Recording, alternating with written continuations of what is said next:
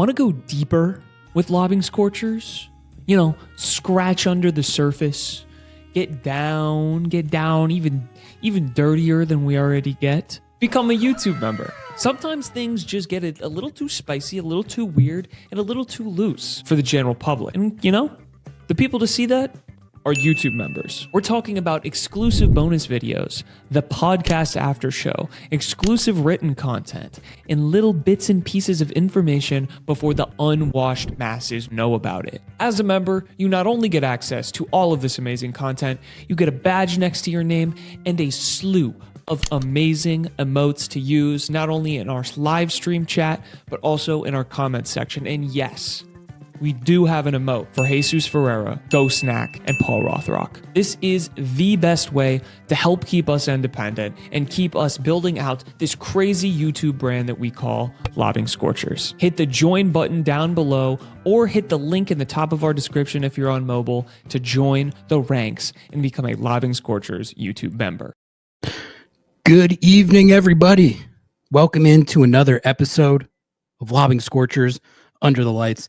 Gonna be a good show here this evening. We're gonna be hanging out, talking some Seattle Sounders and Major League Soccer. Later on, we're gonna have returning guest Jeff Rueter of The Athletic tapping in. He needs a little bit of time. Texted him yesterday. I said, Jeff, can you come back on the show? And he said, yeah, but I have an English Premier League fantasy draft at around that time. Can I tap in after? And I was like, yeah, that's fine. I can kill like an hour until then. So we're gonna be hanging out, killing time before we get Jeff in here to talk some Minnesota United. We're gonna get the update on the Loons, who the Seattle Sounders are headed to Allianz Field this weekend for Matchday 29. It's a big matchup, 3 versus 4, two of the best teams in the West, duking it out for playoff positioning. The Sounders are 3 points off of Minnesota United's pace right now. So if they win, they'll be in that tie for third in the West. So it's a big game. Looking forward to talking to Jeff. We're going to hit some other topics as well. To lead it off here, I'm going to play some Christian Roldan audio. He talked to media today, I believe, at Long Acres. I thought there was some good stuff in there. So I'm going to play that in a minute here while we wait for people to trickle in. And then I was thinking after that, while we're waiting for Jeff, we could hit some more transfer window discourse, if that's something you guys might be interested in. Noah and I put out a pod yesterday where we talked about that extensively, and it generated some good discussion. I think the video's got like 50 comments.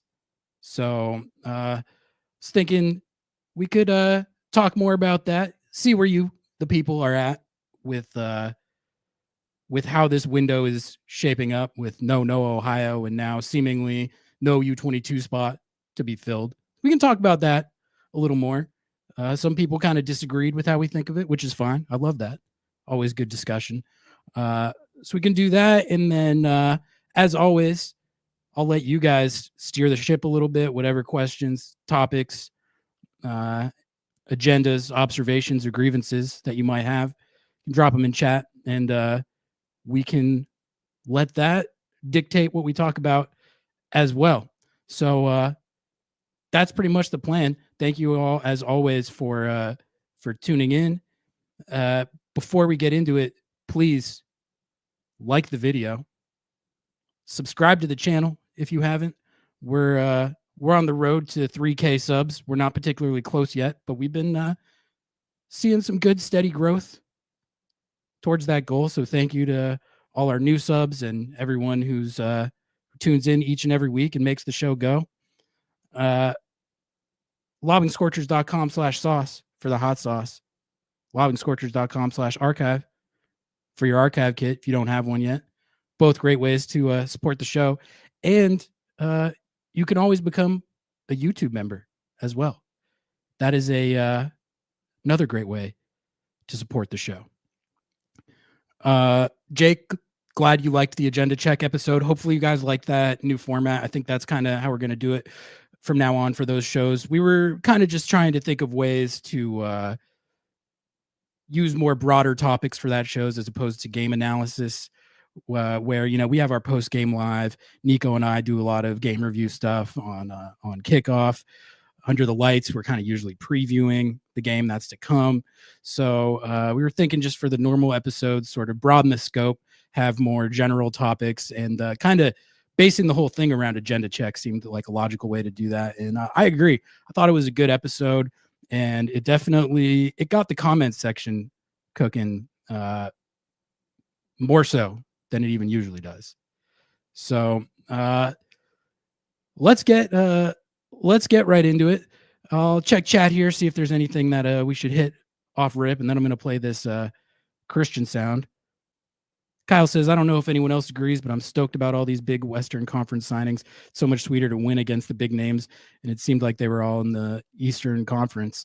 Yeah, I mean, I think that's one reason to be stoked about it from Seattle's perspective. It is always satisfying to beat one of those teams that brings in these big names. And we'll see how powerful it makes LAFC in particular. The Whitecaps, I'm a little more, I guess, skeptical of how much Tommy Mule moves the needle for them. He might. He's obviously a pretty generational player in his own right. I just think Son is kind of a different level. And I really think that he definitely makes LAFC a lot better than they were previously. They've been kind of struggling to find their top LAFC gear that we're used to seeing this year. And I think this probably is going to help them get there, both in terms of what he brings on the field, but also just vibes. It seems like their vibes were, like I said, not what they usually are. You got Steve C preemptive quitting. You got the team sort of not performing quite. I mean, they've had a good year, LAFC. They're not like a bad team. They're in the mix for a top 4 spot. But I think this sort of gives them a jolt. So we'll see how it works out. I also think when you spend $26 million, you kind of got to win. Win MLS Cup, don't you? MLS Cup or bust for our friends at the Black and Gold. All right, I'm gonna let this Christian audio rip while we wait for people to keep trickling in here. I wanted to play this. I was listening to all the audio that came out of training today. Brian Schmetzer spoke. Obed Vargas also spoke. I went with Christian though. I thought he hit on some stuff that was most of interest. He talks about just the current form the team is in, how they're feeling over this hot streak that they've been on, what to attribute that to, what's working. He talks about Jesus Ferreira a little bit and the role that he's played for the team this season, but also during this hot streak. And then he also talks about a topic that we have discussed a lot on this show, which is he ever going to get to rest, or is he just going to play every single minute of every single game? So let's pull that up right now. Before we do that, I'll hit this from Daniel. What do you think about all the new Timber signings? I'll be honest, I have not looked into them that in depth. I do know they signed a new DP winger, but it was no one who I had like heard of to look at and be like, oh wow, they got that guy. Like all this guy that they signed. What's his name? Let's pull this up because this is important. I'm glad you brought it up. Anytime the Timbies make a big move like this, that has implications for Seattle. So before we hit this Christian audio, let's see what's up with this guy. Okay, well, this is one of them. Okay, they had two. They had two big signings. This isn't even the guy I was thinking of. Felipe Carballo from Gremio, 28-year-old Uruguay international. He is going to be a designated player, and second MLS stint. Spent parts of last season with the New York Red Bulls, 2 goals, 2 assists in 27 games. So he wasn't exactly lighting it on fire his last time in MLS. But this is the other guy is the one that I was thinking of. Where is this guy? They signed 2 DPs? Yeah, okay, here we go. That guy, maybe he's good. I don't know. He wasn't that good for the Red Bulls, but maybe he just needed a little bit of experience in the league, and he'll figure it out with the Timbies. This was the other guy, DP forward, Christopher Velde, Greek from Olympiakos in Greece, 25-year-old Norwegian international, $5 million bag that the Timbies spent on this guy. Slots into their attack with DaCosta, Anthony, Jonathan Rodriguez out for the season. He has 62 goals, 39 assists, and 250 club appearances, playing in Norway and Poland and in Greece. He's featured in Champions League, Europa League, Conference League qualifying, group stage matches. Capped once by Norway. So there you have it. Those are the Timbies' 2 new players, and I have pretty much no insight on them. I'll look into them more. I'll scout them up. I'll see what they're cooking with. But as far as just off-rip impressions, don't know much about them. John, you have not missed a lot. All we've done so far is the intro housekeeping and taking a look at the 2 guys that the Timbies signed this window, which they made some moves. They got a couple new DPs. So Timbies, stock up? I don't know. We'll find out. They got to integrate these guys. They got to find out if these guys are good. All right. I'm going to pull Christian up right now. Let's hear from Christian Roldan. What does he think about this recent run of form that the team has been on? Is he ever going to get to take a rest? Let's find out. So obviously a good win for you guys. How would you describe sort of the mood around the team? It seems like everyone is just feeling kind of confident. Yeah, confidence, I think, is the word that I'd use as well. The ability to use everybody, and we're getting results at the same time. Everybody feels part of the club. Everybody feels part of the team, part of the success of the team. And I think that's what's beautiful about this run after the Club World Cup is we've really used everybody, and we've gotten the results, and we've played well at times. And yeah, there were shaking moments where maybe we needed to close games out, but the confidence level, the idea that we go into games now thinking we're going to score 2-3 is quite drastic from where we started. Minnesota is the team right ahead of you in the standings. Does this feel like you haven't really had a game quite like this since the Club World Cup. Does this feel a little different? For sure. This feels like a playoff game. It'll be a tight game. This is a team that allows probably one of the fewest XGs throughout the league. So it's going to be a battle of defending and then also getting that one chance and possibly putting the game away.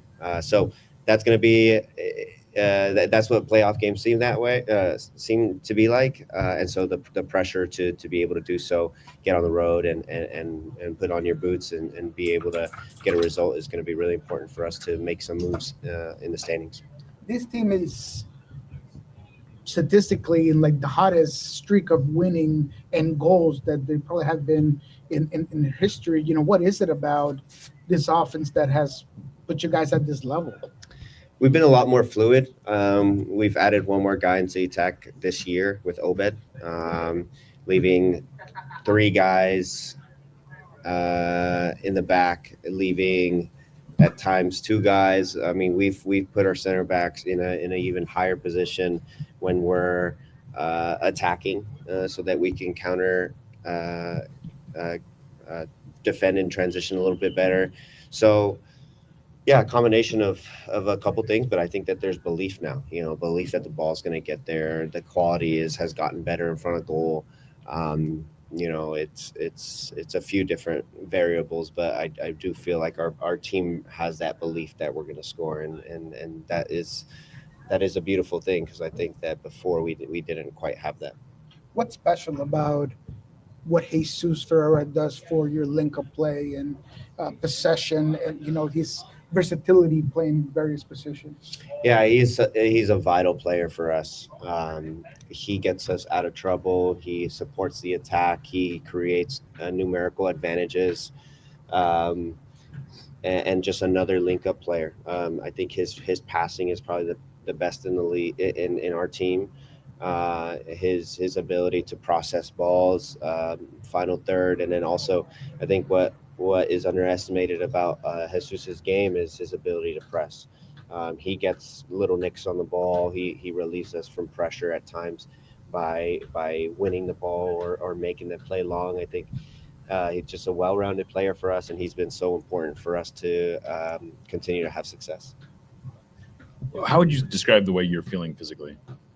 I feel good. I know I've had a lot of minutes under my belt.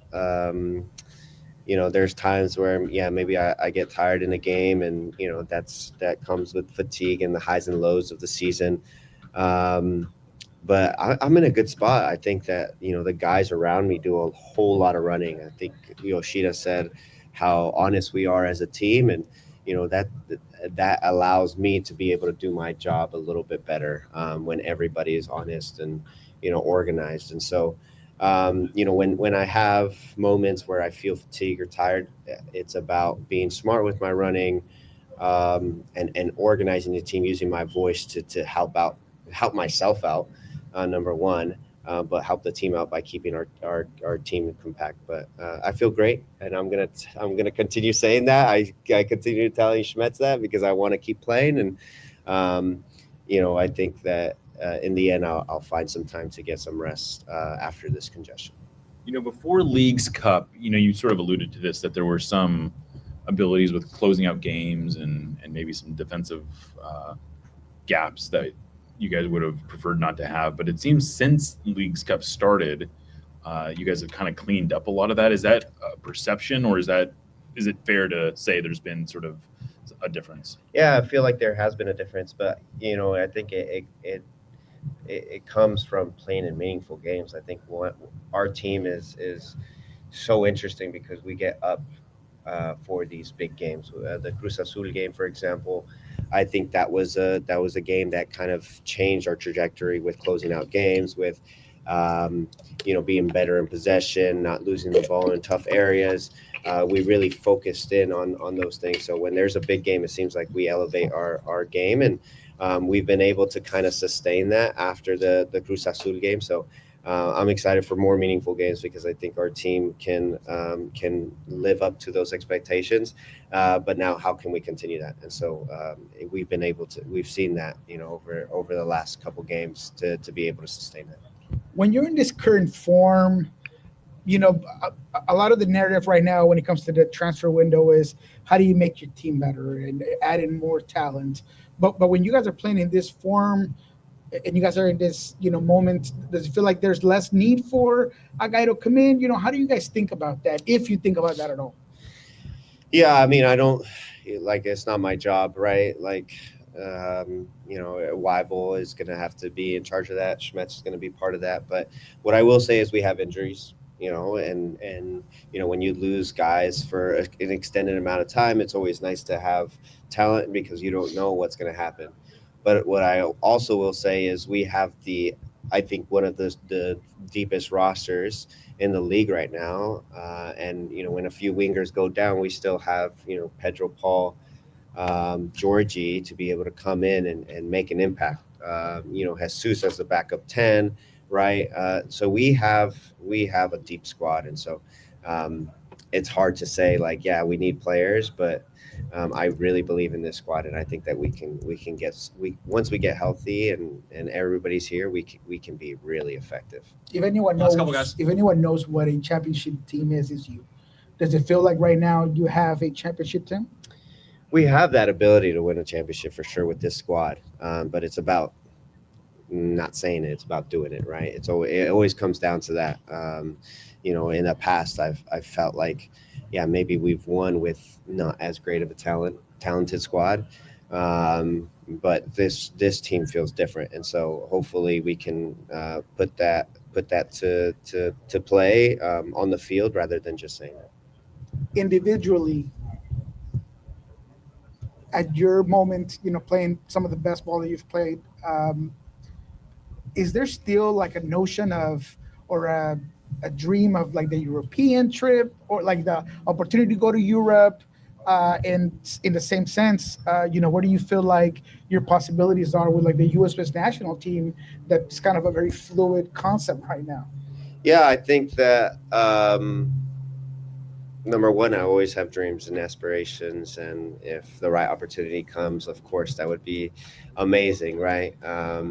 But I'm also very happy here. I'm playing really good footy. I think I'm really happy with the team, and my role on the team.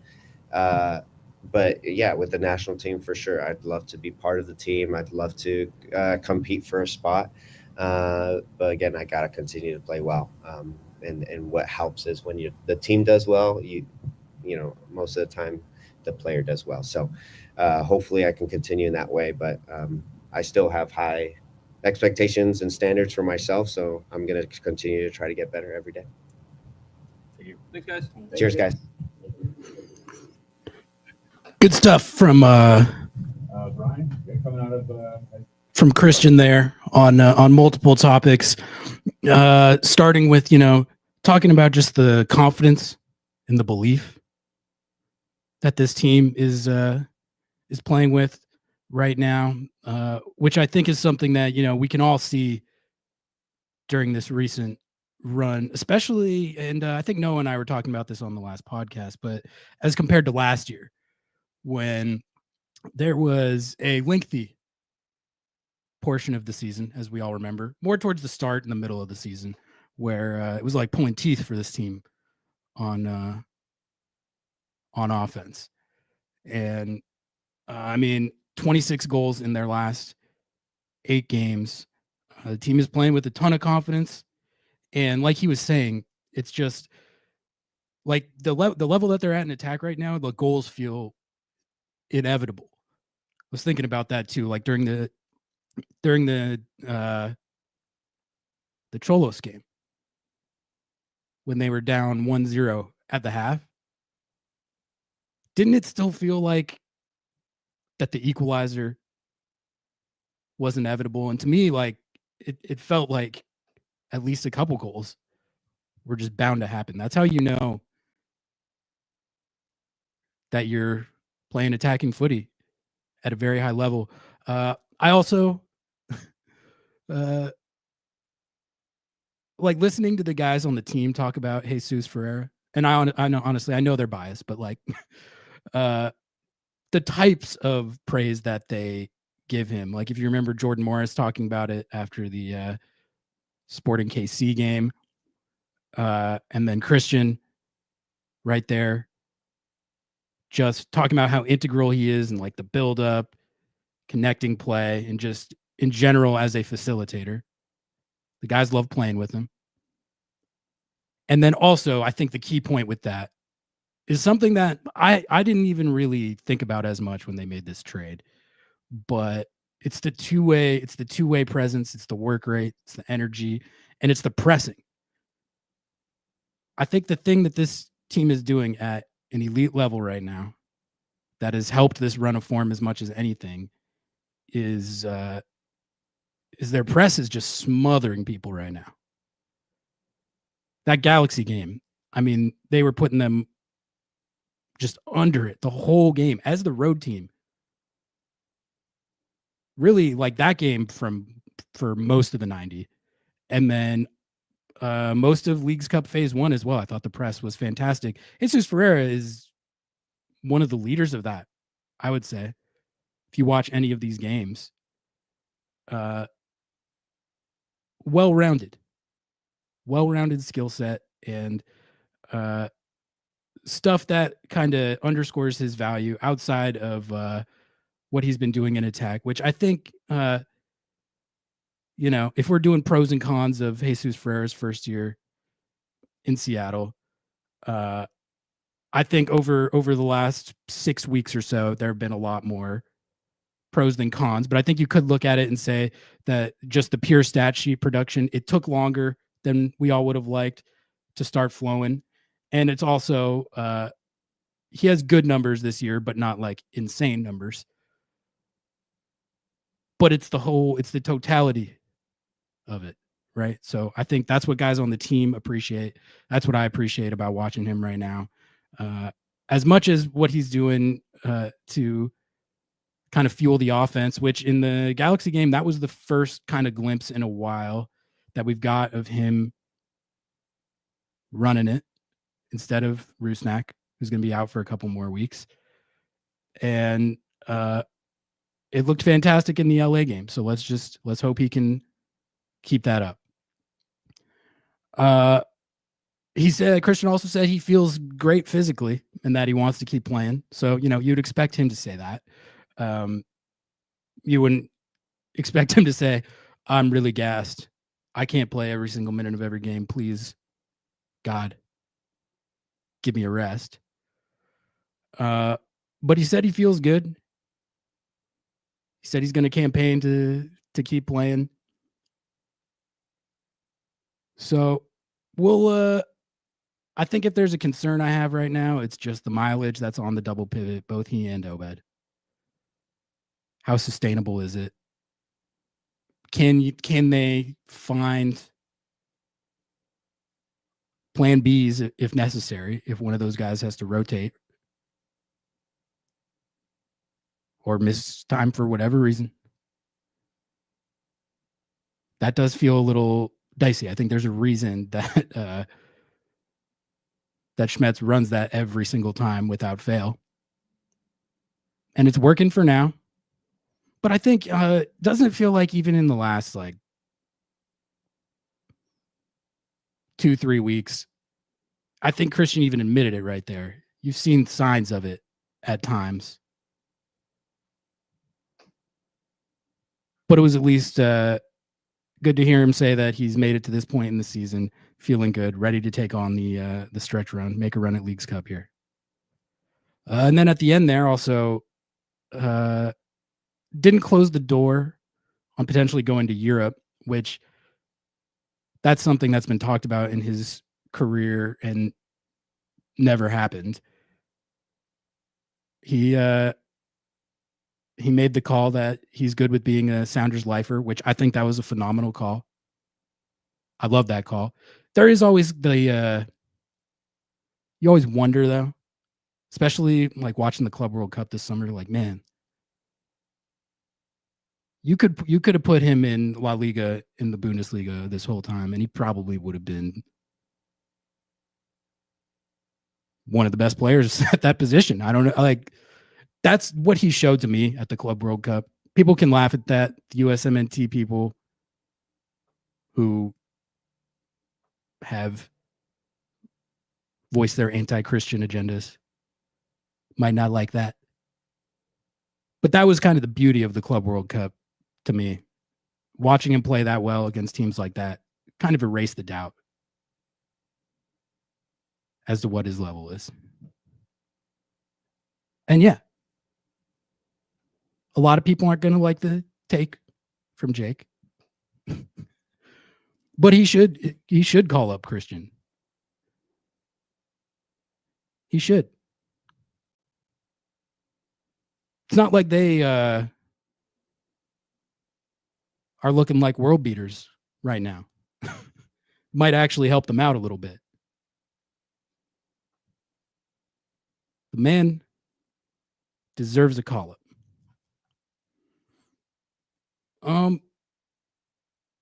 All right. You guys want to do some more transfer window discourse? We can do that. If you don't, and there's other topics you want to hit, feel free to drop them in. We're not tied to it. But I did want to follow up a little bit kind of on the discussion that Noah and I had. It generated some discourse, which is always good. And I think the kind of the crux of it is the writing appears to be on the wall here that the U22 spot is not going to get filled in this window. So how do we feel about that? Is that a huge disaster? Is that a failure? Is that going to sink the season? Did they need one more piece in the form of this U22 to really compete and contend for trophies this year? And I'll just start off the discourse. I'll just start off, this is I sort of kind of already gave my take on this on the podcast, but listening back to the discussion, reading the comments, here's kind of where I stand. This is just how I feel. Everyone's entitled to feel their own type of way about it. The way I feel, if they keep playing like this, like they're playing right now, and they sustain this level, I'm not gonna care that much one way or the other if they filled this U22 spot in this window. They do need to fill it. And I do think in general, there is truth to the fact that, like, if you're going to be a high roller team in this league, you have to be able to drop a bag every now and then. You do. You can't just never drop a bag. And that seems like what seems to be their strategy right now. Never drop the bag. And long term, I don't think that's sustainable. But as far as this window goes right now, like the way I look at this is the level that they've been playing at over these last 10 games. That's all I want is for them to play like this. Like when I think about what I want the team to look like in order for it to be able to win trophies, these last 10 games,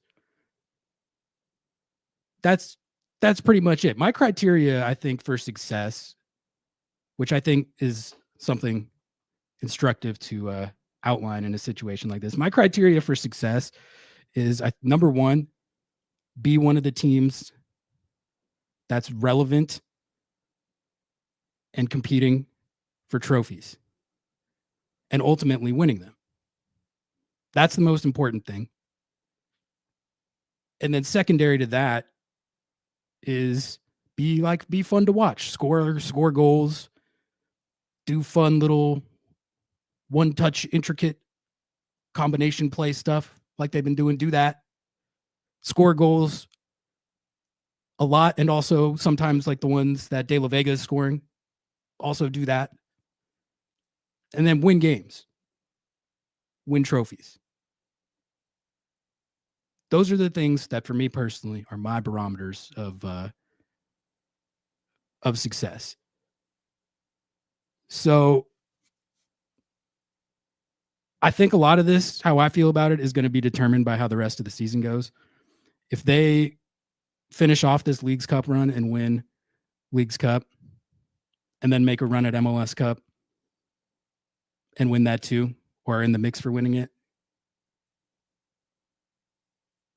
I just don't know why the roster construction, or whether every U22 spot is filled, or how much money they've spent, it stops mattering to me at a certain point where the on-field performances and results are where I want them to be. Now, this 10-game stretch has been incredible. It's the best 10-game stretch of footy I've ever seen the club play. It is only 10 games. They have not been at that level for this entire season. I don't necessarily expect them to stay at this level for the rest of the season. But I have full confidence that if they are at or close to this level, they will be in the mix. They will be relevant. They will be contending. They will be playing for trophies, which that's step one, the criteria I was just talking about. It's the first thing. Be one of the teams that's really about it, that's really going for trophies. Part of that, I think, is finishing in the top 4 in the West, getting home field advantage in the playoffs. But you got to actually win them. Christian said it at the end of his interview there. They have what they need to do that. It's just a matter of actually doing it. So all that being said, I look at what the product is on the field and what the results are and have been as how I judge these things. And if it was a situation where they were underperforming, not taking results, their points per game was down like below 1.5, they're not really in the mix for top 4 in the West, they weren't scoring goals, and they had this open U22 spot, I'd be like, yeah, you gotta fill it this window. Team's not where it needs to be. They're not contending. They're not in the mix. The way I see it right now, I mean, this team's on the best run they've ever been on. If they come to the conclusion that whoever they scouted up after Noah, Ohio, isn't the right target, they feel like signing someone would be doing it just to do it, then they should not fill it. That would not be a prudent allocation of the resource.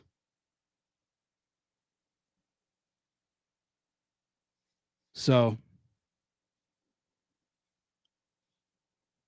a lot of this, I think, is just to be determined. But as far as Craig Weibel goes, we can talk about Craig Weibel. I know people were asking for the Craig Weibs discourse.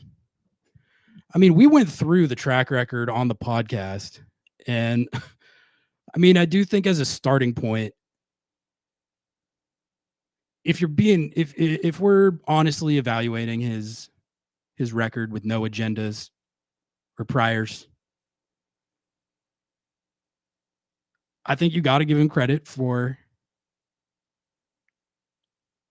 some of why like this team has been able to do what it's been able to do this year, which is not easy to do, by the way. I don't think it should be taken for granted that this team is 4th in the West with a realistic chance at making a run at 1st or 2nd in the West, and then also was by far and away the best club in either league in Leagues Cup Phase 1, while also not having their starting number 9, who's a designated player, for pretty much the entire season. And also just a myriad of other injuries they've had this year to center back, to JP in the midfield, Albert Rusnak right now, Ryan Kent right now, Stefan Fry with the concussion. You could go down the list. This team has had so many injuries this year that for a lot of other teams, if you just list them out like that, they could and would be used as like a just write it off. Well, whatever, 2 injured. We can't be expected to maintain as high a level without those injured players as we were with those injured players. That's just MLS. That's the roster issue. Seattle has not been beholden to that. Like we should not take that for granted. And the only way, man, like the only way you're able to do that is if you have a very strong, very deep roster. And I think the roster right now, it's the first time it's been in a state for an extended period of time where it's Craig Weib's, mainly like his imprint on the new moves and like where the direction of the roster and the team are going. And I think you have to credit the front office. It's not just Craig Weib's, but like the scouting staff, the analytics guys, and yes, the general manager. They have a lot to do with why the roster is where it's at. And, you know, you got pundits out there right now calling this the deepest team in MLS history.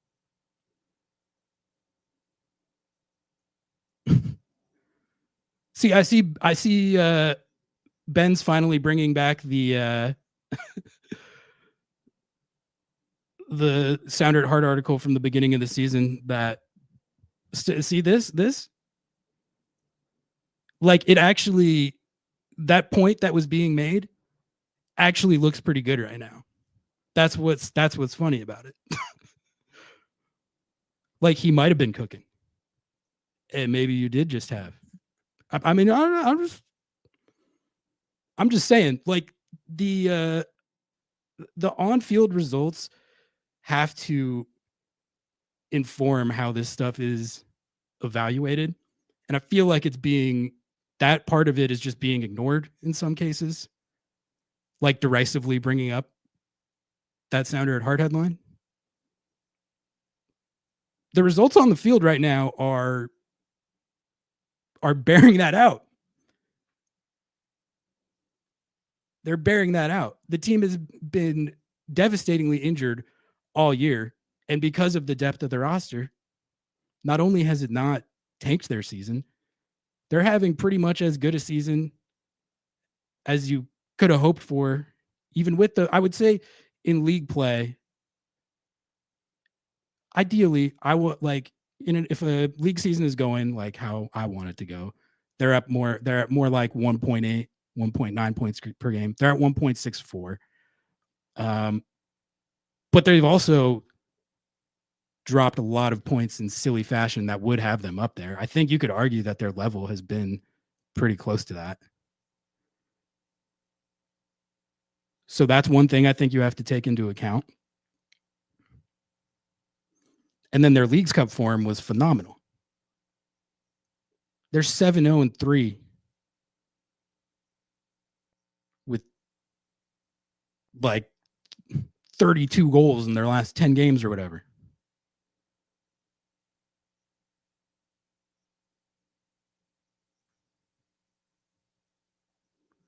Here's the thing, Ari. We were one signing away from being absolutely elite. Instead, he wasted that DP signing on Rusnak.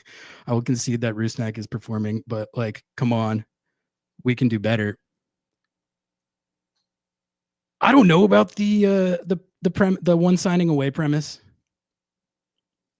I don't feel as like that's as as clear cut. I feel like any U22 signing that they make right now would be more with the premise of like,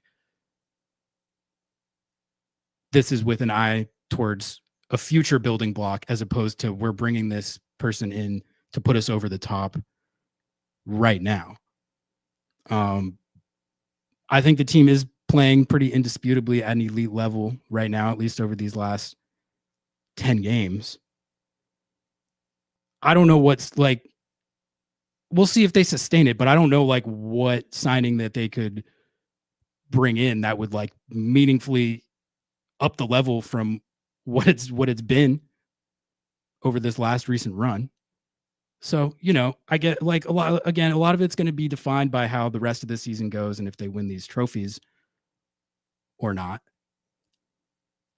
But I don't see the I don't, with how they're playing right now, I don't see the urgency of the U22 like that.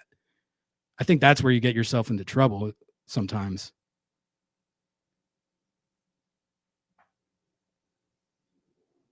Oh, okay. Right. All right. I glossed over the Rusnak part of that. I mean,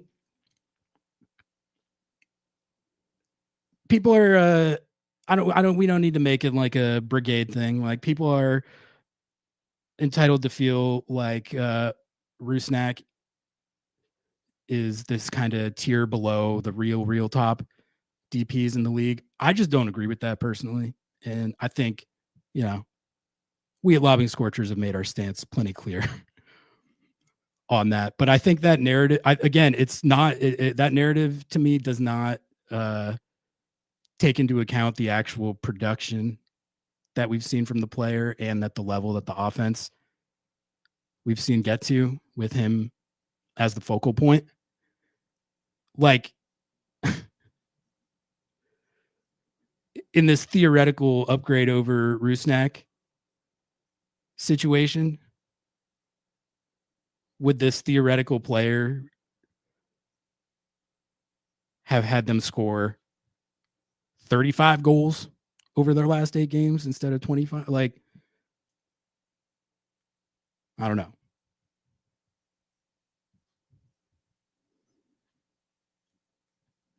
To me, at this point, like, Rusnak has very much shown that he can be a carry the load number 10 in this league, that can be a focal point of a very dynamic, very productive offense that can contend for trophies. And that's the most important thing to me. Again, winning games, competing for trophies, and winning trophies. If they're doing that, I don't care who the number 10 is. It can be Albert Rusnak. It can be one of you out there. If they're playing like this, that's the outcome I want. That's like, that's what I think every team is chasing, is the ability to field a team that can play at a level like that and do it consistently. So that's how I feel about it.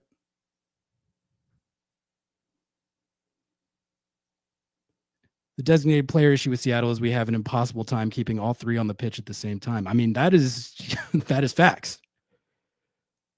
I don't think that's barely happened at all this season, unfortunately. The injury thing is real. I also don't really know what you do about that. I know people have their conspiracy theories about the training staff and all this stuff about how Seattle gets injured at a higher clip than everyone else, which I don't know is true. But like, to me, what like the season that Jordan Morris has had, it's just bad luck. Like, I know that's not, it's maybe more satisfying to like try and find someone to blame the trainers. I don't know. It would be nice if the team could stay healthier than they've been this year. But that is not the case. But again, it's kind of, what it's given us is it's given us a chance to see if this team's depth was what it was billed as going into the season. And right now, it is more than keeping the team afloat. It's got the team as the hottest team in MLS. So I'll be interested to see if they can sustain this level. I don't know if we're going to see stuff like 7-goal games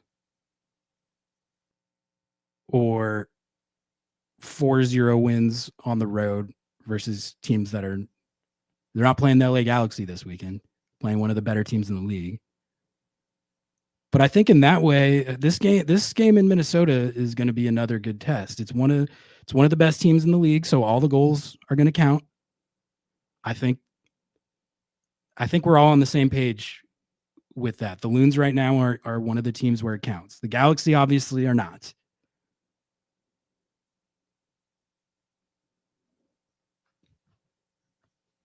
So if they can beat Minnesota and play an attack at a similar level to they've been playing, we're going to start getting closer and closer to me personally getting to the point where I'm like, why do I care about a U22 this window if they're playing like that? Like, I don't think, if I really thought that one player was the difference between them being able to contend for trophies and not, then I would feel differently about it. I don't think the roster's in that situation. And in fact, I would argue that if you don't have a target that you believe in lined up, then the roster's at a point where you don't need to do it.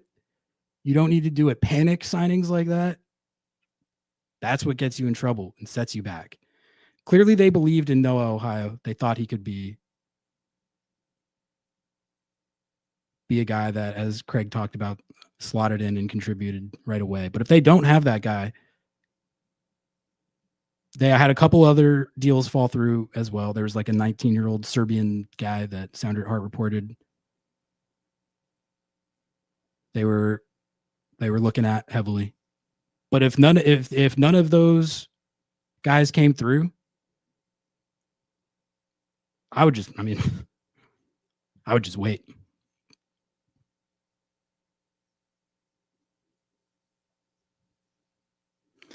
Ferrer's playing better, but he's still our third highest paid player on the team, putting up Rothrock numbers while playing multiple attacking positions. He gets paid more than De La Vega and Roldan. I mean, Rothrock numbers are good numbers. First of all, that's another thing that's like said derisively. That's actually a compliment. Putting up Rothrock numbers, but honestly, your point is taken that again, I would say if there's something that maybe hasn't popped with Ferreira to the degree that we would have hoped, it's just the raw stat sheet production. He's only got three MLS goals. I mean, I do think like if I can be honest and say that the stat sheet production, or like at least the goal scoring, hasn't been necessarily what we hoped it would be, we should also all be honest and acknowledge that he does have 13 goal contributions, all comps this year, which is solid. That's good production for a high TAM player. If you want to take his secondary assists away, that's fine. He's got 11. But I also think that we've seen him be a lot more productive in the last few weeks. And also in Leagues Cup in particular, he had like 8 goals that were called off for offside, which I think it's important to point out contextually there that like 3 of those, it's not like he was the one who was offside. It was like borderline 0.2 millimeter calls on the guys who made the runs that like assisted him. But it's not like he was offside and like poaching those by getting an unfair advantage. And they're like, no, these were really good, well executed runs within the flow of the offense, clinical finishes that got disallowed because of someone else, not even what he did. So he could have, I would argue he's a little unlucky to not have more goals, is the point. And I still think that we're going to look down at the end of the year and the stat sheet production is going to be good. It already is pretty good. Not as many goals as we would like, but it's still pretty good.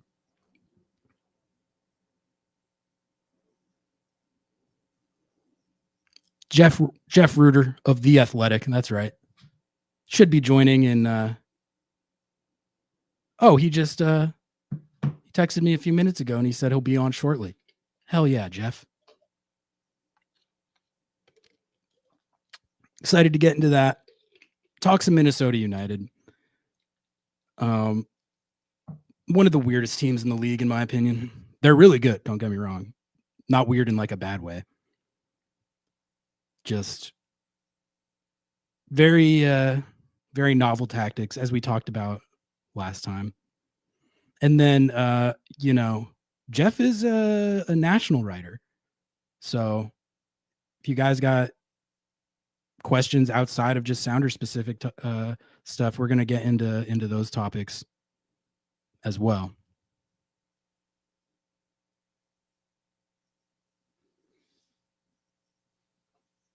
Allianz Field. That's one that I need to get to. Text Jeff back real quick. Hopefully his fantasy draft went well. But yeah, I am going to ask him his take on Greg Weibs. We'll do more transfer window discourse. The transfer window discourse is it's hot right now. It's the discourse of the moment. Even when the team's 7-0-3 with a plus 58 goal differential in their last 10 games. I get it though. I get it. Not trying to be dismissive of the transfer window discourse. Because like I said, I do think that at some point they're going to have to drop a bag. They're going to have to drop a bag. I mean, this is what I was thinking about. This is the comparison that I would make. Derek Richards, first super chat of the night. Thank you, Derek. You're a maniac as always. Appreciate you, man. Thank you for the 5. The Philly Union. The Philly Union, I think, are a team that Seattle's kind of giving me similar vibes right now. The Philly Union don't drop bags. They don't. And a lot of the discourse in their fan base has been like kind of similar to what we're doing in Seattle right now, in that it's sort of like, they're always one of the best teams in the league, or they've been one of the most consistent teams in the league the last 5-6 years. But they haven't really won trophies. They won the Shield in the COVID year, I think. But other than that, they haven't been able to get it over the line. For how savvy they are, for how well they moneyball, for how good their youth development is. They don't really have trophies. So it's like, for their fans, it's like, man, if you guys just spent money, which they don't, could you like be to the next level? For me, I think the idea that the Philly Union have a model that like can't get over the line, can't win trophies.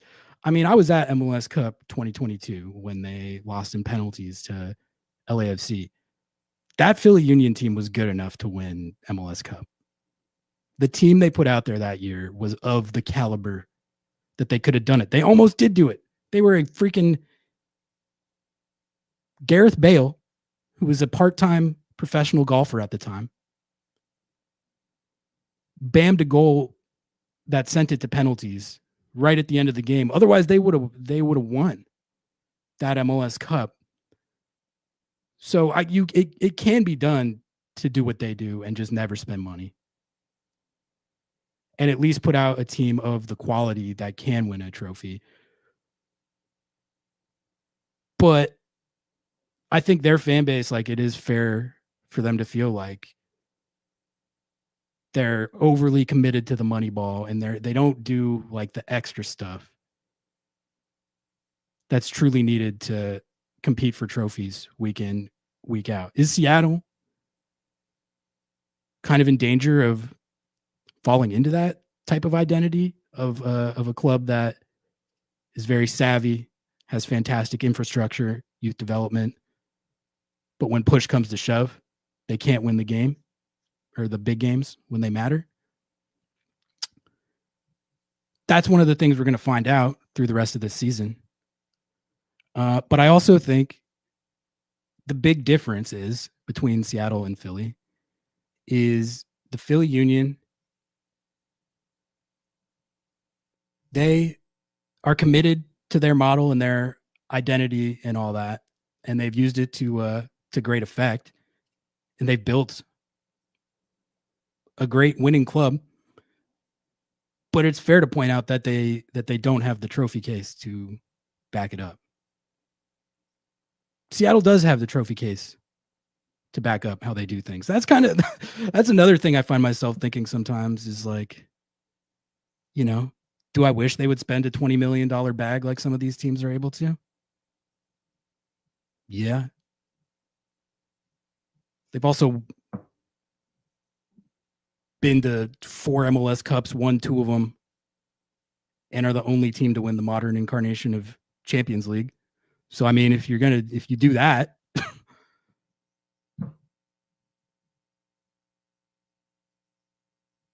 now it has been a couple years since they've won a trophy at this point. And all those trophies I just mentioned, they did come with DP players that they spent a lot of money on. But like the money they spent on Ladero and Rui Diaz, it was a lot. Big bags, but it wasn't MLS transfer record breaking type of money. That is for sure. So, I mean, this is really this Leagues Cup run in the playoffs this year are that's the chance for them to really show their proof of concept, and that they don't necessarily need to be the splashiest club in the transfer window to make it happen. But I think, you know, they can't put it off forever. They are going to have to drop another bag eventually. They haven't dropped a big bag since De La Vega. They tried to drop a little bag on Noah, Ohio. Didn't work out. So we're going to find out. Folks, we have got tonight's guest in the lobby. Very excited to talk to him about Minnesota United, Major League Soccer, and a myriad of other topics that we'll let you all dictate some of. Let's bring him to the stage right now. It's Jeff Rueter. He's a senior writer at The Athletic, and he is a returning guest. We had him on Lobbing Scorchers last time Seattle played Minnesota United. We're bringing him back. Jeff, thanks so much for hopping on at this late hour. First of all, everyone is wondering, how did the English Premier League fantasy draft go? How did the team come out? Are you thinking that you're gonna win it all this year, or are you going to be toiling away in the wooden spoon territory? Yeah, there are some years. Thanks for having me back, by the way. This is awesome. And this is great because it's the first time I've been on since I went to Seattle. So we were hanging out IRL at the Club World Cup. Yeah. So this feels right. This feels correct. It's funny. Like, you asked me if I wanted to do this, and I had an auction that kicked off at 7 Pacific, 9 Central, and right now it's 90 minutes later, and I'm like, okay, yeah, we'll be totally fine. Starts off, most lagos for $92. You have $250 budget. People are like throwing money around, whatever. Long way to say I'm only a third of the way through it. Oh, you're still going, which is great. But like, multitasking. We can live draft. Yeah. I've front loaded a little bit. I've got Florian Wirtz as my lead guy. I've got Eze from Crystal Palace. I got Phil Foden. I got Alisson. I've got Dan Byrne. I've got Evan Nielsen. Like, I've got exactly $28 for 12 dudes. So we're in the bargain bin at this point. So it's a great time to be on.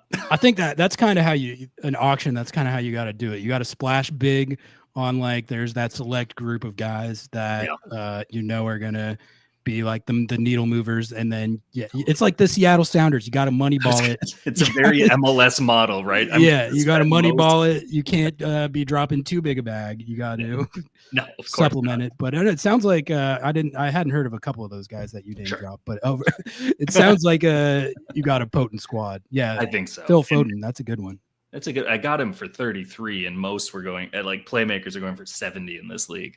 But it was one of those where it's like, you know, if you've ever done like a fantasy auction, NFL or baseball or whatever, it's the same sort of format where it's like people go $1, $2, $3, and then suddenly one guy's like, all right, let's get it over with Plus $20 $20, exactly, right? So Phil Foden was one of those, and I hit 33, and everyone just shut up, and I was like, wait, is this way too much?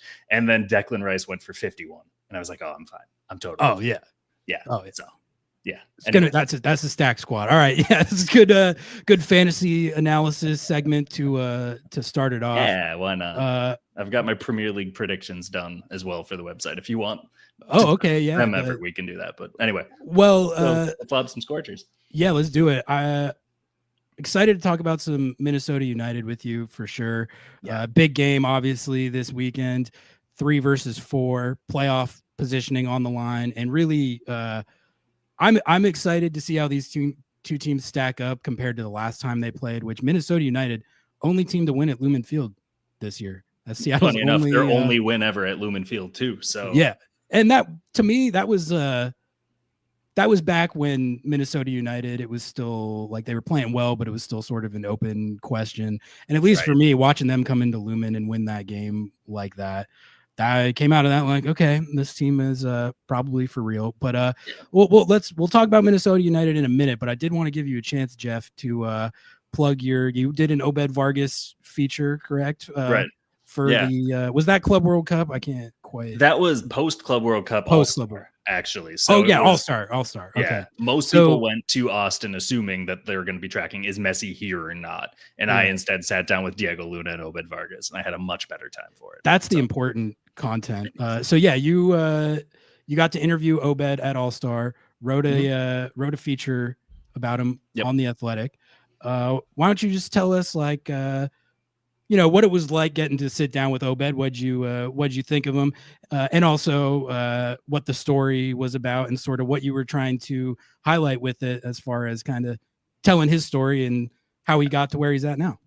Yeah, I think like it's weird because like I come in at this where I'm not doing the daily coverage of, Sounder at Heart and all of these other outlets that are doing amazing coverage on the ground. So it's like usually when like a national writer like myself will drop in to talk to a player or a specific team, there's this kind of like, okay, have you actually been paying attention?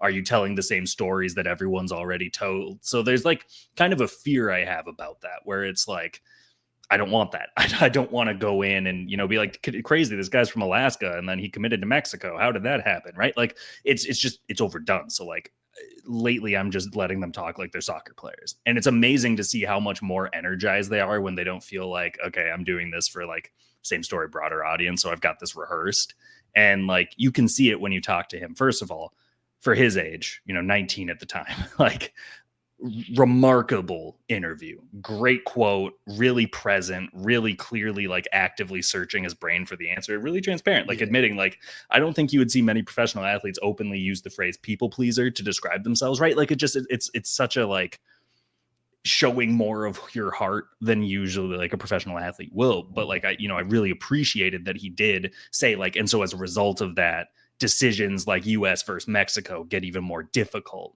because I don't know what people are going to say, who I'm going to, satisfy with this decision, who I'm going to upset. And then later saying like his ex-US youth national team teammates were calling him a traitor and texting him like the day that he announced that he would be making that one-time switch. So getting that vulnerability, I really appreciated. I think a lot of young athletes usually want to play it more guarded, but also like talking tactics with him and much more like what inspires your actions, using a specific, like using a takeaway off of an opponent in order to generate chance creation yourself. And so like make that progressive dribble and say like, yeah, teams are usually stretched wider when they attack and they kind of condense in the shell when they defend, which is true. So catch them before they actually kind of solidify. And so like the way he's thinking about it, I think is encouraging as well. Like he's really watching for these sorts of like, how do I exploit this, rather than relying on the raw athleticism and technical ability like a lot of young players. So I'm incredibly high on Obed Vargas. Really, really good conversation with him. Good to, I saw his family after the game for a little bit afterwards, and they were, really, really nice and really kind of really proud of him too. Like they were all still wearing Vargas jerseys in the hotel lobby for about an hour and a half after the game was just really, really cool. But yeah, glad that he was there. It would have felt really strange if the Sounders hadn't had a single All-Star this year. So, better late than never. And I think he was definitely a worthy selection at this point. I was actually cool with it when I saw they didn't have any All-Stars because of, how many games, how many tournaments, how many cups there are. There's a cup for everything. You got this cup, that cup, Leagues Cup, Open Cup, so right. This was one year in particular where if they, especially Obed too, he's been playing every single game. When he did make it, I was like, oh man, another game for Obed. But being an all-star is a unique opportunity. It was a good career milestone for him. I'm going to drop this link to the feature in question in the chat right now. If you guys want to thank you. Check out Jeff Rueter's Obed Vargas feature. There it is. Give that a read. Yeah, I mean the rise of Obed has certainly been one of the biggest storylines with Seattle this year. We debate the transfer fee every week, and really, I think he and Christian, they make up what I think is the best double pivot in the league. Agree. But I will say, even the last few weeks, I've been saying I think he's evolving. I think he's getting more powerful. I'm seeing like new elements to his game that he hasn't even hadn't busted out of his bag yet. Absolutely. And especially really, like in advanced roles, right? Like just seeing exactly more of what he can do and how he reads. It's like his technical ability. Yeah, sure, he can do flicks over guys. That's great. We thought he could do that, but it's like his discerningness and like he's better at passing in the final third than Rusnak even, right? When you look at his accuracy and what he's like, that's incredible. that's like really difficult to do. I would not be better than Albert Rusnak in the final third, right? I think most midfielders would not be, frankly, to be absolutely serious, like in an MLS level.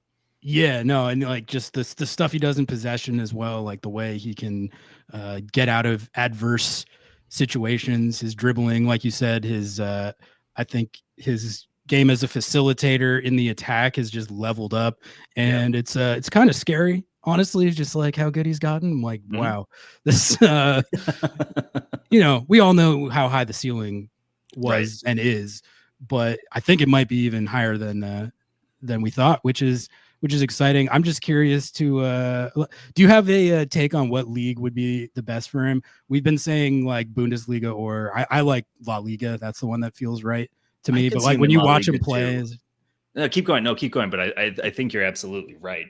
Well, I was just gonna ask, like when you watch him play, is there like a league that you think fits his skill set the best? I think La Liga and maybe to a lesser extent Serie A, like all these leagues change, right? The little customs of like Serie A is just catenaccio and sit back and defend, and La Liga is open. Like they're all kind of dated, right? Bundesliga is more physical than other leagues, but with La Liga, it's like a lot of players who come from South America end up in La Liga, right? And when you look at the players who do, that means it's a mix of like that grit, that tenacity, and people understand this maybe a little better, like if they watch the Club World Cup, which like your audience will have more likely than any other show I'll do, right? Because I don't do shows in Miami and LA ever.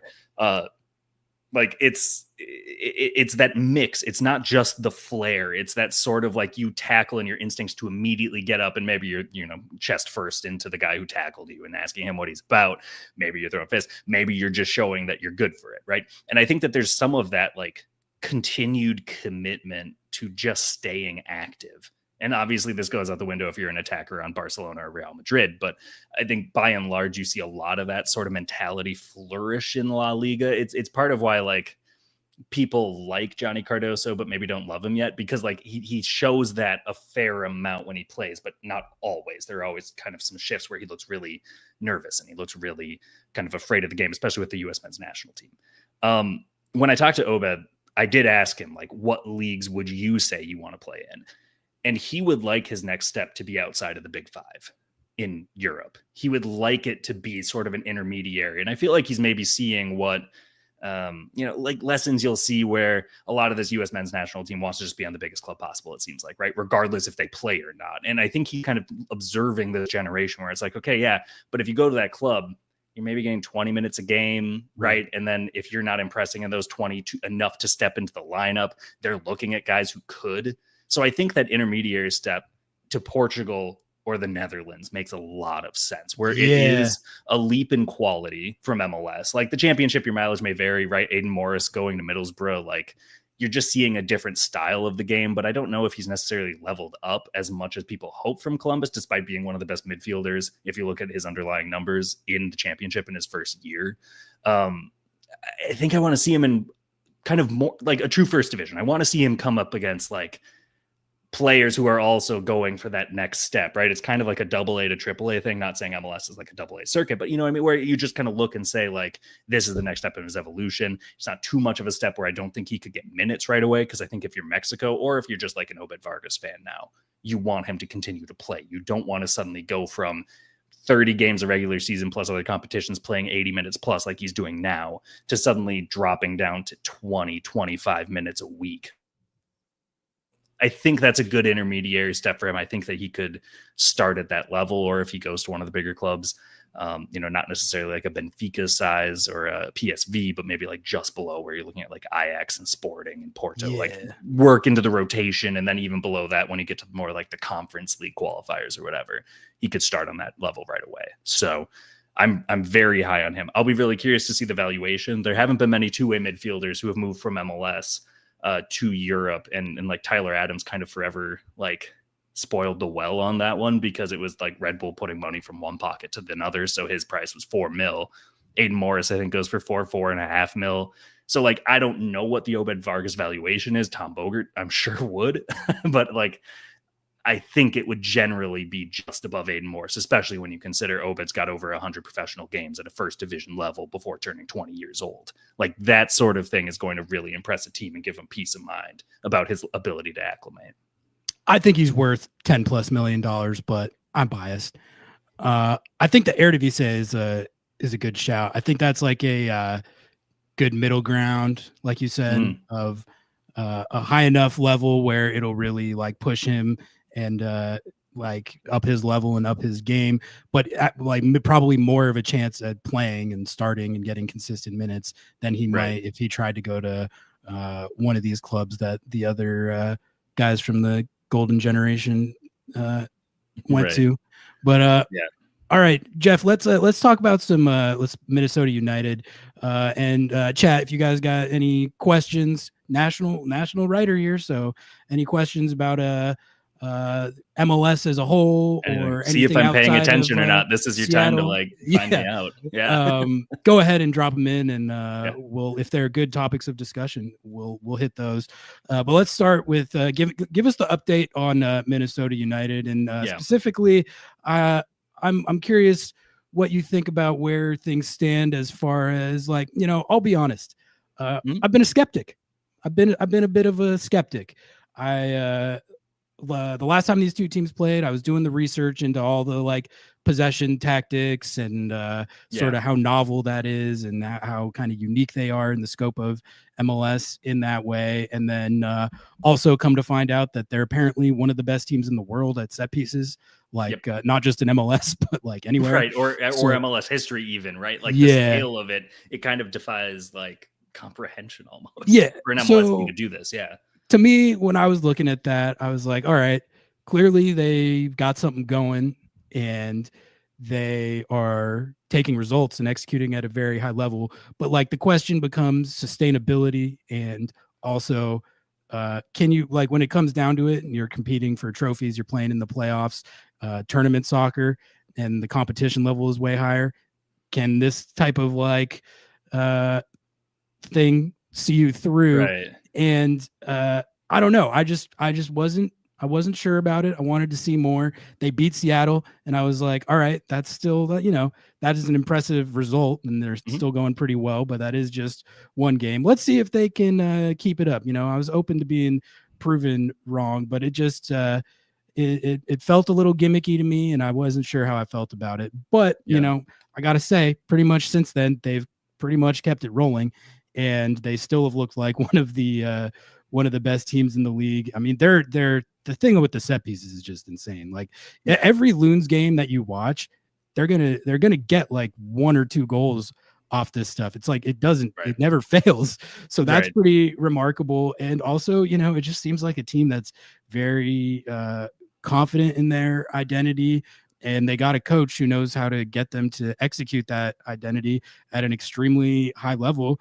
And frankly, they're one of the teams most, like that I watch week in, week out, and I feel the most like confident that they're going to be able to take results because of everything that I just mentioned. Right. So I guess, where do you stand as far as if these tactics and this style that Ramsey has going, like whether it's sustainable, and like now that you've seen this much of the season, do you think that this is a trophy contending team as currently constituted?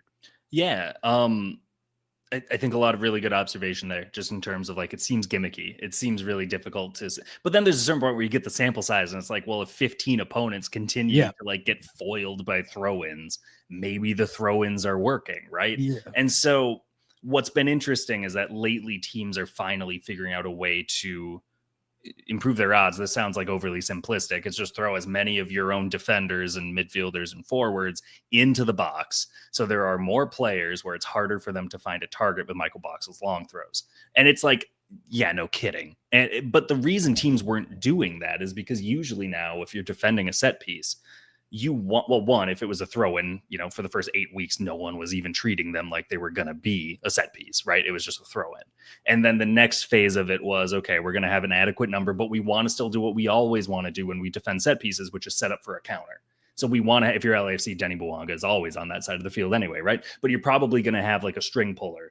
And then now Son Heung-min even further alongside Bouanga, and you probably have whoever you're most confident as your midfielder is kind of that all-time quarterback, sort of like I can spray the ball wherever I need to. That's how you're setting it up. So you're choreographing not just what's in the box, but who you're leaving out and where they're setting up. But now teams are just saying it's not worth it. Like if we're going to concede a goal off of a throw and a flick on header and then an emphatic kick every single game, it's just like what's the point of the counterattacks? So that's difficult for Minnesota. There are teams who are also trying to like jump when they're doing the long throw-ins, but I think it's just more consistently teams are starting to adjust by recognizing that they can condense, especially because in all other phases of the game, Minnesota doesn't want the ball. And it's something that the players pretty openly will say they don't like about their own game model. Like if you're talking, it's so weird. It is so weird. No one gets into soccer as a kid wanting to not touch the ball. And there's a certain point where you say my skill set means that I'm best off the ball. I'm a center back. Here I go. I'm a goalkeeper, whatever. But most of the time you want your team to be in control of a game, which means that you have the ball. And what's difficult is when your set piece reliance gets out. And it was getting out already before. Teams were already starting to adjust before John Mueller, former colleague at The Athletic, wrote it as a freelance for The Guardian. He had, his project Footy should be debuting soon. Definitely check it out. It seems like something that's going to be like fantastic for like live soccer, updating, whatever, FUTI. Anyway, John Mueller wrote this piece about how they're the best set piece team in the world. And you know how it goes on MLS Season Pass on Apple TV. If there is like a easily to condense thing that they can say over and over again during a game every 10 minutes, say, those are the best set piece team in the world, they'll say it. Okay, well, now every team is watching the same broadcasts when they're doing their research. They'll hear this. So they're glomming onto it even more. And teams are responding. Minnesota now has only won 2 of their last 5. And I know that that's like a really like, whatever, that's a solid, I think it's 2 in all competitions. It's like 2 wins, 2 losses and a draw. It's fine. But it is not like as you can't beat us because we have our shtick as it used to be. And maybe that harsh reality came sooner than expected, but I would argue it actually came at the right time for them because you still have, how many games from here now? I think 8 games of the regular season, counting the game this weekend against Seattle, where they can figure out how do we readjust so that by the time the playoffs roll around, teams aren't doing the exact same sort of stuff. This game will be a really interesting litmus test for them. I think that the first game in early June was the proof, not just proof of concept about the game model, but the proof that they were a contender. They hadn't, when we were talking last, they hadn't really had a signature win. Well, they got it at Seattle's expense. And now Seattle will be coming back. Minnesota is probably going to be wearing those beautiful legacy kits that I saw you guys, I had rave reviews for them, right? Like so fire. They're great. So they'll be wearing those this weekend probably because they're inviting back 50 years of ex-Minnesota pro soccer players from the kicks all the way through the NASL era of Minnesota United are going to be showing up either before the game or at halftime or whatever for, round of applause. It will be a really cool moment.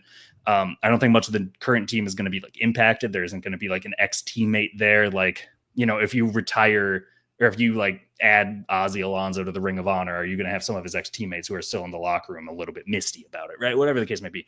None of that here. But I think Minnesota is going to be susceptible. And I think that Seattle is very much on an ascendancy when you look at recent form, obviously, but also when you look at just like the caliber and the consistency of caliber. Another thing that Obed had said is like, now we watch tape and I'm like, we should win every game 3-0 against MLS teams because we know what we can do against Botafogo, against PSG, against Atletico Madrid. We don't talk about that one as glowingly, do we? But like, we know what we can do. We know that we can contain some of the most difficult opponents in the world. So why aren't we doing this against, no disrespect, why aren't we doing this against Austin FC? Right. So they're really like kind of flipping it on. The Galaxy this year, the latest sort of victim. And obviously, I don't know if Cruz Azul is ever going to recover from what they've experienced in this League's Cup. But I don't think Minnesota is going to be quite that unaware. Again, the game model, it's very safe. It's very pragmatic. It's very exploitative. But I don't necessarily know if that's going to be enough to slow the roll of a Sounders team that's won 4 in a row.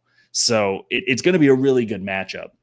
I think Seattle will be able to get more of the ball than they usually enjoy away from Lumen. That's just the nature of playing Minnesota United. Even when they're at home, they're not going to go for 50%. They're going to go for 40 maybe.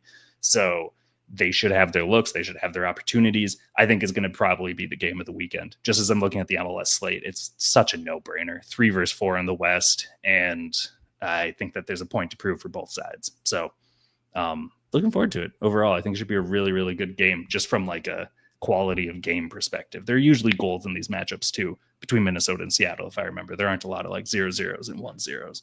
Oh yeah, it's a tasty matchup. There's no question about it. I think there's something to what you were saying about like the Club World Cup and sort of the effect that it's had on Seattle's level. I mean, they've been so sharp ever since that tournament, and I think there is an element of like once you've been out there in the heat of it against PSG, it makes everything else feel easier because that's just like the level of your opponent is obviously world class, but it's also like your level is like it has to go up because of the opposition that you have. And like we were listening to some Christian Roldan audio at the start of the show, and he was talking about just like the confidence and belief that the team is playing with right now. I think an element of that could be attributable to just the fact that they played in that tournament, and then also kind of showed to themselves that they could hang in games like that. I honestly think it has really helped the team in that way. I think so too. And I think that they've actually been the biggest beneficiaries. Like Miami and LAFC are like if they're going to benefit the rest of the year, it has more to do with Rodrigo De Paul and Son Heung-min than it has to do with the Club World Cup, right? Like LAFC, I think should leave that Club World Cup, feeling frustrated by the performance that they put in and feeling like they left something out there, right? Just like the quality of performances. They didn't really have like, I think Seattle versus Botafogo, like the result didn't show because none of their results were positive or neutral, right? But at the same point, I think that was the one you look back and you say, like, this is proof that the Seattle, I can't even say the team, Seattle Sounders can ball, right? And you look at Inter Miami versus Porto, and it's like, okay, if you get the right calibration between their youth and you have the opportunism of Messi, you can take down a team from Europe, right? That is a signature we no other MLS team can claim in competitive formats. For the Sounders, I think it's just much more like, we weren't embarrassed against any of these opponents. We held our own. We did okay. And we are better than our next opponent because our next opponent is not either in the quarterfinal of the UEFA Champions League every year or a, fringe candidate for the Copa Libertadores, right? So it's been really, really good for them. I think that they've kind of flipped the switch at the right time as well for them. Just again, when you're looking at 9 games left from Seattle's perspective, starting with the Minnesota game until decision day, I think that bodes well for them as well. I got to say, man, this is the latest in a season I've ever felt like so confident in my MLS Cup pick. Which was Seattle? Which was Seattle over, I want to say Columbus. Like just navigating their bracket. And that part I'm less, but it's always like, who cares if you got the runner up or not? You know what I mean? Like, it's like if you predicted who won MLS Cup, that's such a rarity with this. The crew they're always in the mix. They're fine. That pick could hit. Yeah. Let's hit a few from chat here. We're going to start with Zippy Tuna because it's a super chat. Thank you for the 5, Zippy Tuna. Appreciate you as always.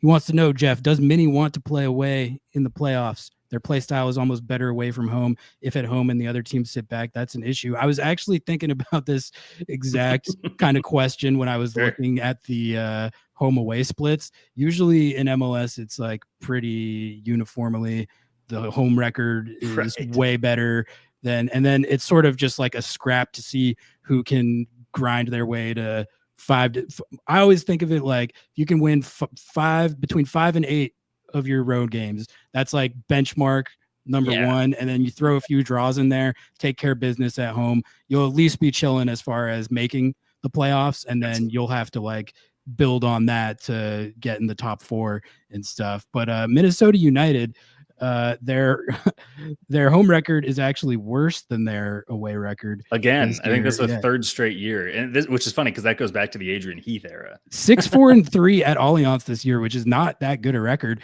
And the reason that they're 2 years ago, I think. Yeah, go ahead. Oh yeah, well, like putrid.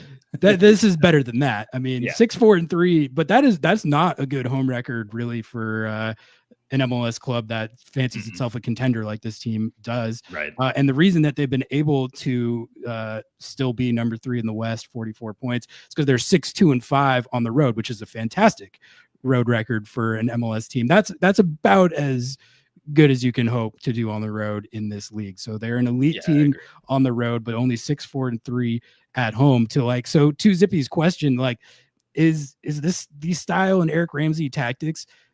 Is it like, does it make you a better road team than home team? And does that like sort of change the way that you look at like if home field advantage like affects them in the way as it usually does everyone else?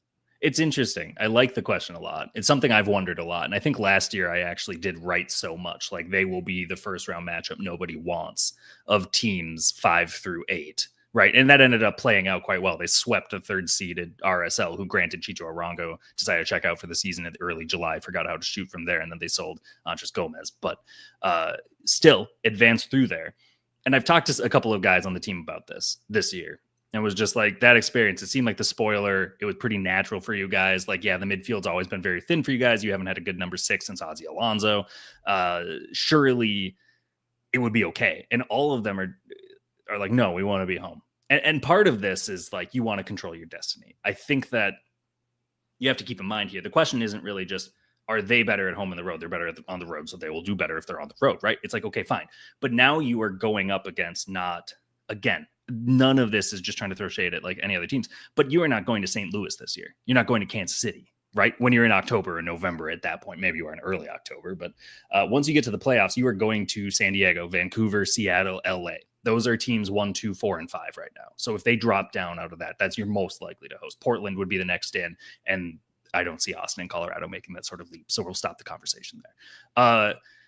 I don't think you want to be in a position where you are gambling on set pieces, on opportunism with Yeboah and Oluwaseyi, and on defending well if you're having to go to San Diego, Vancouver, Seattle, or LA. I think that they realize that the advantage that they would have over most teams on their average day on the road is still lesser than those teams will have as an advantage at home, right? It's not all, it balances out, right? Like these are independent variables from each other. You can't control the other one by saying we're better on the road. So they want to be at home because this year, what the Minnesota United fan base has realized is that like, it's that sort of thing where it's like, newcomers to soccer don't really know when to cheer all the time unless the ball went in the net, right? Or a goalkeeper made a fantastic save. So you get these sort of like weird kind of polite applauses if you get like a really good kind of hip check defend, shield the ball, keep it in play, and then kick it back up the line, right? Those sorts of things.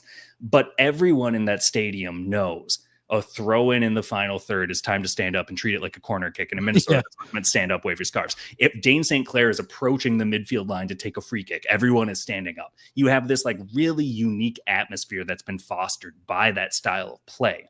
And it also means then when you're passing triangles around Inter Miami around the field, everyone's really into it because they've done their warm-ups, basically. They've learned that, like, hey, when my neighbor cheers, everyone else is going to cheer. I might as well do the same thing. The atmosphere has never been better at Allianz Field than it is in 2025. So I think in that respect, they want to control their destiny. There's another thing that, like I talked about with Obed, was like, we need to finish first, second, period. We don't want to be in another scenario where we have to go to Carson and it's a game of inches, right? Like we want to be the ones who are ensuring that we control the bracket. And I think every team realizes that in this format, I don't care what happened to Miami last year. I don't care what happened to Columbus last year. RSL, same thing, right? It's still better to be the team with the chance of playing 2 home games if it goes to 3 games, right? The whole first round. And then also having better control of the bracket, depending on how it balances. So I think Minnesota would rather, I think if I'm looking at their priorities, because you also asked if they're a trophy contender earlier, I think they're the front runner for the US Open Cup at this point. So there is a trophy on offer that they're in. They have hosting priority through the rest of it. They host the semifinal against Austin, and then whoever wins the Western Conference will host the final. So from their perspective, they'll look at that and say, there's our first trophy, and that's their dress rehearsal for the bracket. And then from there, we'll see, right? Because the other thing is, if you make a final and you lose, it can be really difficult to bounce back. If you make a final and you win, maybe sometimes you feel like you've achieved something, which you have, congrats. But it might take like a little bit of edge off of your playoff push. It'll be really interesting to see how they balance those two once the Open Cup finally resumes in September. I know that we had the other quarterfinal of the East, the makeup date this week, but the semifinal isn't until September. So we'll see how that kind of adjusts their planning and fitness and these sorts of things. It's only 2 more games though, so it shouldn't impact them too much. I would guess Minnesota still wants to make sure they finish in the top 3, ideally in the West. Newman wants to know any update on the transfer offer for the Minnesota forward. He's talking about Tani Oluwaseyi, who is having a fantastic season. One of the players to watch in this matchup, or really any matchup that Minnesota United is playing in. I think he's got like 10 goals, 8 assists, just a very dynamic, fun to watch, productive player. And that has resulted in a lot of overseas transfer buzz. And I believe, correct me if I'm wrong, but they got an offer from a La Liga side. Was that Villarreal, or am I thinking of? No, I think it was maybe Getafe. I know Tom confirmed what club. I'm thinking of Alex Freeman. Alex Freeman. Oh yeah, which would be sick, by the way. Like to have like a U.S. international on Villarreal. Like that's one of those things that just doesn't.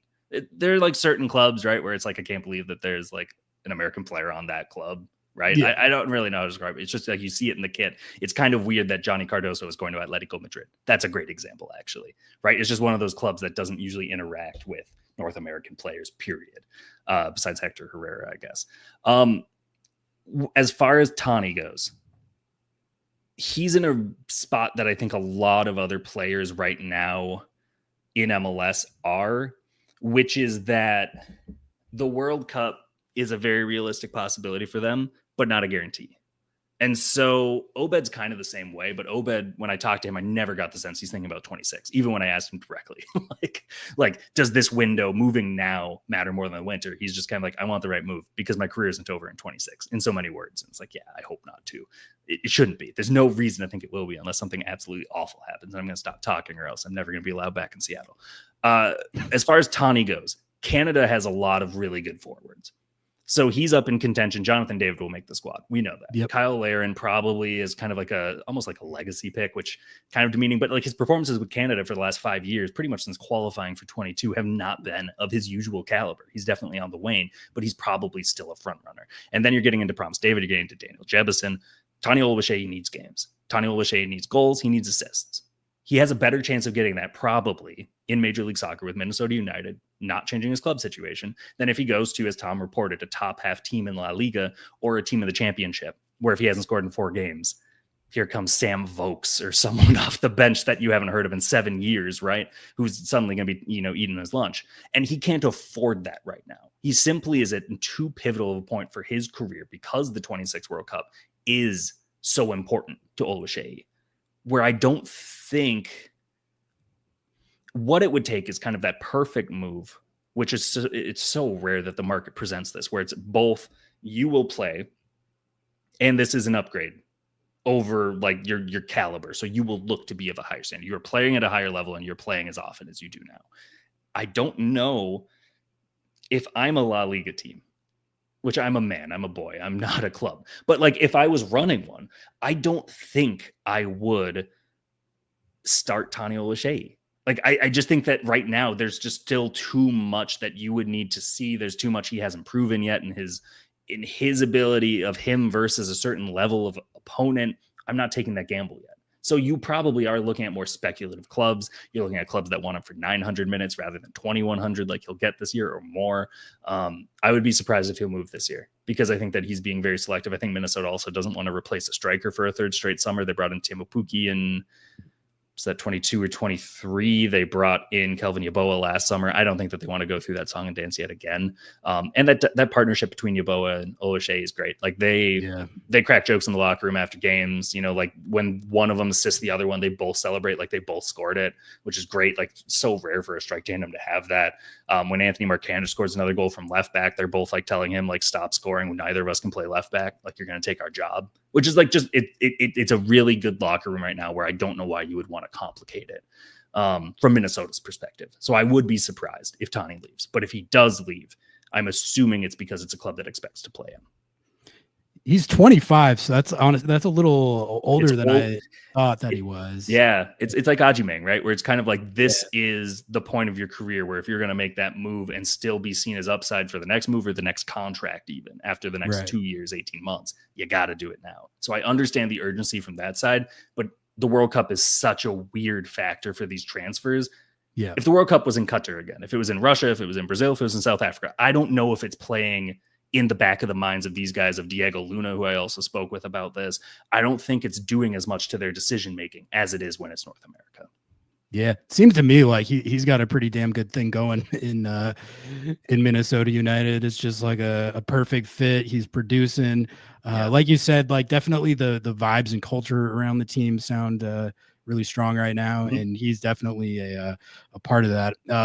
All right, Jeff, are you ready for some transfer window discourse? Because that's what we're doing in Seattle these days. And you know, it makes sense because the transfer window only has a few days left in it, and it doesn't look like Seattle's going to do anything. But we'll use this from Stick and Wiggle to start us off. Great name. I'm sorry, that's an excellent name. So he says, Jeff, how useful do you think the U22 slot on an external signing is for a team like Seattle, which is a relevant topic right now because the big mechanism that Seattle has right now that they could use to bolster the roster is a U22 spot. Sure. They technically, people point out sometimes they technically have all three of them open. I don't think that's an exactly right way to frame it because it's like whether it's open or not, or like whether you can actually use it or not is based on like other cap stuff as well. Yeah. And then also I think they're with how many academy guys that Seattle brings through. There was talk of them doing this with Obed, but like using those spots on a player like that to like minimize their cap hit or whatever. That's honestly like if Obed wasn't going to get sold and go to Europe, that is what they should do with this spot. That's like by far but like I think Obed wants to go to Europe, so I think they should go to Europe. But like that's the thing, he's got as much, if not more, interest right now from Mexico. Yeah, but he doesn't want to. He said he doesn't want to do that. It's not a priority. He'll play there if he can, and I'm sure that if there's a point where if Seattle's not offering DP money or U22 money at a certain point, but a club in Liga MX is, you're gonna have some hard conversations there. But you're right, Europe's the priority, and so I think if he doesn't get a move this summer, I think you resign him and you use that slot on him. Because I think that the hit rate right now, what you're seeing in Major League Soccer is the U22 initiative was hatched so that teams felt more incentivized and less exposed if they were signing essentially DP level salaries or transfer fees, especially the transfer fees less the salaries, given the age, and usually experience necessitates wages. You were having this like scattershot hit rate when you have a bunch of teams who are signing like 20-year-olds from Argentina, obviously, and Brazil, but then South Korea and then South Africa and Uruguay. And it's like these nations, it makes sense. If you have like a bona fide youth international from one of these countries that's a perennial qualifier for World Cups, or South Africa's case, a contender in AFCON, like you want to get the next best talent, you want to basically do what Atlanta did, but earlier, and you bring in Miguel Almiron before everyone catches wind that he's actually of a high standard, and then you flip him, you sell them, you repeat the process. And that's what it was hatched to do, was to tell more teams, Right. you can do the DP thing that we're used to doing. Yes, you saw Toronto win with a core of Javinko, Bradley, and Altidore, who are all over 30. You could do that too if you want to. But you could also do this 2+4 variation. You could do a 3-3, but if you do the 2+4, we'll give you a little bit more GAM to make it worth your while. So we get more of these speculatives. The players who are hitting are not those guys. That's the thing. The U22 initiative has been very good for teams that want to retain domestic talent and offer them wages they wouldn't usually do because they weren't willing to use TAM, which was a finite resource and not specific to any age group or experience level, like a senior budget for supplemental. And you wouldn't use a DP on these guys too. But now RSL can confidently lock down Diego Luna to a contract that previously they would have never offered. The Colorado Rapids have actually weirdly been probably the best team at the U22 initiative right now. And it's Danny Leyva, Ted Pietro, and Cole Bassett. Like, that's great. That's who's succeeding. Danny Leyva's on Seattle again. He's on Seattle. Well, sorry, that's Josh Atencio. Atencio, yeah. Leyva went on loan, right? Like, was that a year? He did, like last year, 2 years ago, he did go on loan. Okay. But now it's So, it's a. you see how I get them confused now, Yeah. but yeah, it's Josh Atencio who's on their U22 initiative as well, and now they have an open basically Kevin Cabral is gone. They lost Georgie, they didn't want to lose Georgie, and now they're kind of trying to decide: do we go 2+4 and go for another U22 because it's working so well, or do we try to get more designated players to kind of make up? That's a fun scenario for them to figure out. Only in Major League Soccer are you asking that specific question, right? For Seattle, I think Obed, if you can keep Obed, I think that's better than losing Obed and taking a flyer on a 20-year-old who's never lived or played outside. Oh, yeah. I mean, without a doubt, it just Yeah. it comes down to I think what Obed wants for his career. The way I've been kind of thinking of it is that he's been pretty clear that he at least wants to try going to Europe. And he does. With that in mind, like, I'm sort of thinking of how they use this U22 spot, like, as bringing someone in from the outside and not using it on Obed. Although there are other guys like RBW and Snyder Brunel coming up, who you could argue might at some point, it could be good to use that mechanism on them. Maybe, but I feel like it's different with Obed because I think that if you were to do a cash trade, he'd get more than Philly got for Jack McGlynn, which I think was like up to $4 million if he hit certain performance metrics. I think Obed's proven himself more than Jack McGlynn has. So I think that right now, I like your $10 million valuation. I disagree with he's the same as Aiden Moore, so 4.5. So let's say $7.5, $8 million. That play, I don't know if you're getting $7.5, $8 million for Reed Baker Whiting, right? And maybe even at any point of his career, just because of the position he plays and because he's not in the national team yet, and maybe he will get there. And then we have that conversation. But I think for squad building purposes, it's more likely he ends up on a very high senior salary, right? And then Obed is the one that you would say most teams would treat him like a high TAM, maybe a U22 initiative, and then eventually a DP if he stuck around the league. So I think you have to kind of look at it and just say, he is also more valuable than alternatives because he knows the system, because he loves playing in Seattle, because he works really well with Christian Roldan in the engine room. That's invaluable. Like, continuity and consistency and dependability is so much more valuable than this guy's highlight reel looks really cool, and he's in a press conference today saying he loves taking shots from outside the box, so let's go and get him because he's played in Greece and Poland, right? Like, I would so much rather have the keep your guys who you've developed and who are now playing at an international level. 10 times out of 10. I'm kind of torn on that, I guess, because on one hand, I want him to pursue the level that he wants to go to and follow his dreams and all that. But also, he is so valuable to this team, and I would love to keep him. But again, I think that's my thought. If he doesn't get offers, if he gets offers, if he wants the offer, if it's a right fit for him and the valuation is meeting whatever, Craig Weibel and whatever the rest of the organization is saying, this is what we think Obed Vargas is worth, I'm with you. At that point, let players advance in their careers when they're ready to, and when the offer presents themselves, right? And because then 10 other players will see that you treated that player well and want to follow that path. So it's self-sustaining in that way because you are a club that treats players well. So everything I just said before that if he doesn't get that offer this summer, Right. because then he could still get an offer again this winter. But you also know that you can count on him down the stretch and possibly into 26 and beyond. Well, okay, let's take the Obed component out of it for Sure. like the purposes of this kind of next topic, because I think, you know, the debate going on in Seattle right now is, you know, it was how should they use this U22 spot? Yeah.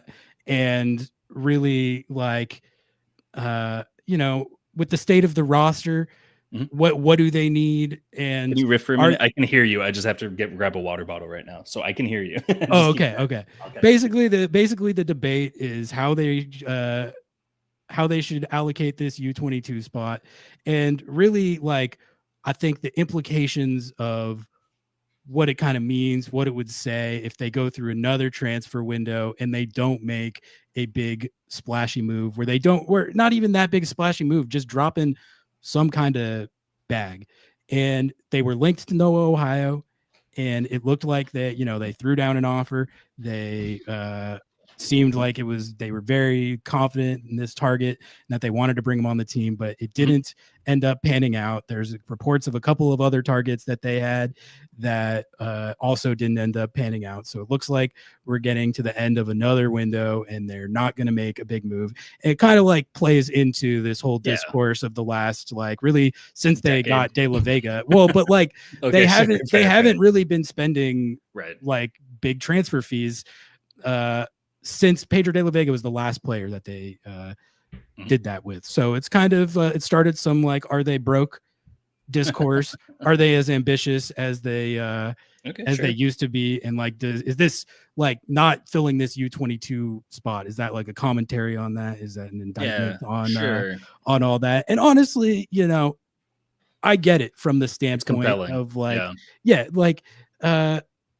you watch LAFC drop $26 million on Sun, and really just there's been a lot of like Kevin Denke's FC Cincinnati broke the transfer record for a minute. Latte Loth. You got clubs now that are willing to spend this type of money that Seattle just hasn't historically done. It does not appear like they will become that type of club who drops transfer fees like that. So I guess I'm curious, as like an neutral outsider who looks at this stuff from like a national perspective.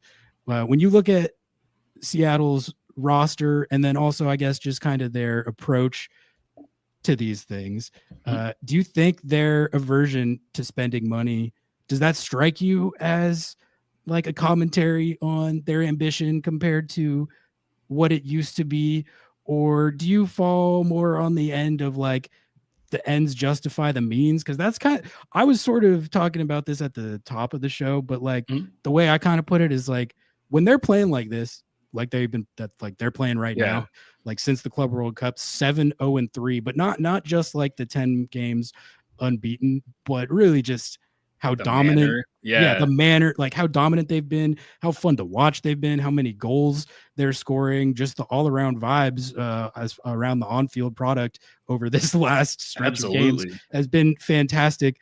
So I find myself asking, like, if that's what the outcome is, and like they have to sustain it, and I think whether they win trophies will be determinative, but like if they're playing like this, what do I care about a U22 spot? Like that's like, and that's the onus is on them to, like, the way I feel about it is like, all right, if you're not gonna spend a lot of money like some of these clubs, like it doesn't even have to be a $22 million bag, but like if you're not gonna spend like that 8, 10 or drop any bags, I mean, you better win, you better still play well, you better still be fun to watch, you better still be contending.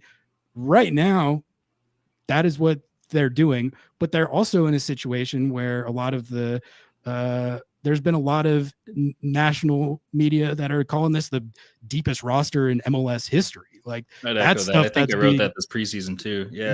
So like, if that is what the situation is, then I find it hard to like get too worked up if this U22 spot is filled or not, because what I care about at the end of the day is if they're winning games, if they're contending for trophies, and if they're winning trophies. And like I see a roster right now that I don't know if it's the deepest in MLS history. I can't really speak to that as much. Right, like I do know that franchises histories of rosters. I agree. Right. Yeah, I do know that it's arguably the deepest roster in the league right now, and I also know that it's been getting like the level that they're at right now.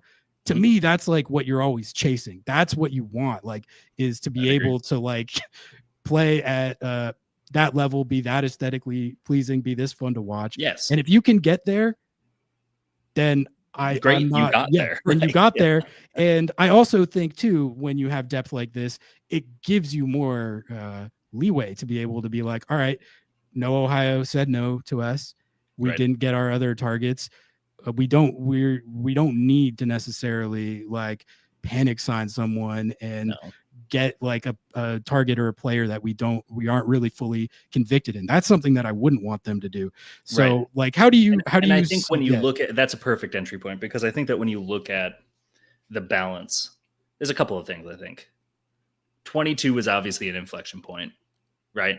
Just for the squad overall, where it was like, this is not a squad that's guaranteed to get in the playoffs anymore, but it's a squad that can win in CONCACAF. Okay, what do you do with that? Well, the decision was pretty much, okay, we're going to phase out, like Ladero had already left, or that was his final year. Rui Diaz. That was his last year. Yeah, that was his last year. Okay, great. So perfect, like kind of passing of the torch moment, right? Rui Diaz obviously stuck around a little bit longer, but then you have the core is still there of a clear top 4, top 5 team. So you can't really rebuild. And there's no such thing as like a true strip it down and rebuild it in Major League Soccer, right? Like, it's weird when CF Montreal announces they're going into a rebuilding phase, because it's like, that's not a phrase MLS teams have ever used, right? But that's kind of what it would take, because there is so much stability among this core. And yes, there's been a fair amount, I won't even say a lot, from the team that won the CONCACAF Champions League. But I think that there is also still a lot of tendency to prioritize proven ability in Major League Soccer, and the idea that there are fewer variables that could backfire from someone if they have already been of a best 11 caliber in this league, than if we're spending more money to bring someone in who has never been in this league before. And I agree with the philosophy. Like, I have a series that I pull up every offseason called Moves I Like, which is exactly what it says on the tin. And 2 years ago, it was Danny Musovski signing. I had to bring it up tonight. And then this year, it was Jesus Ferreira. And then to a lesser extent, I think I said Paul Arriola maybe. Yeah. But like, I think it was mostly about the Ferreira side of it, where it's just like, how many teams would want what he did in Dallas and say that they're willing to pay $7 million for a 22-year-old or however old he is now to do that? Okay, great. It's that like classic cliche. If it's like Jesus Ferreira, or if it's Jesusinho from Brazil, like, how differently are we talking about him, right?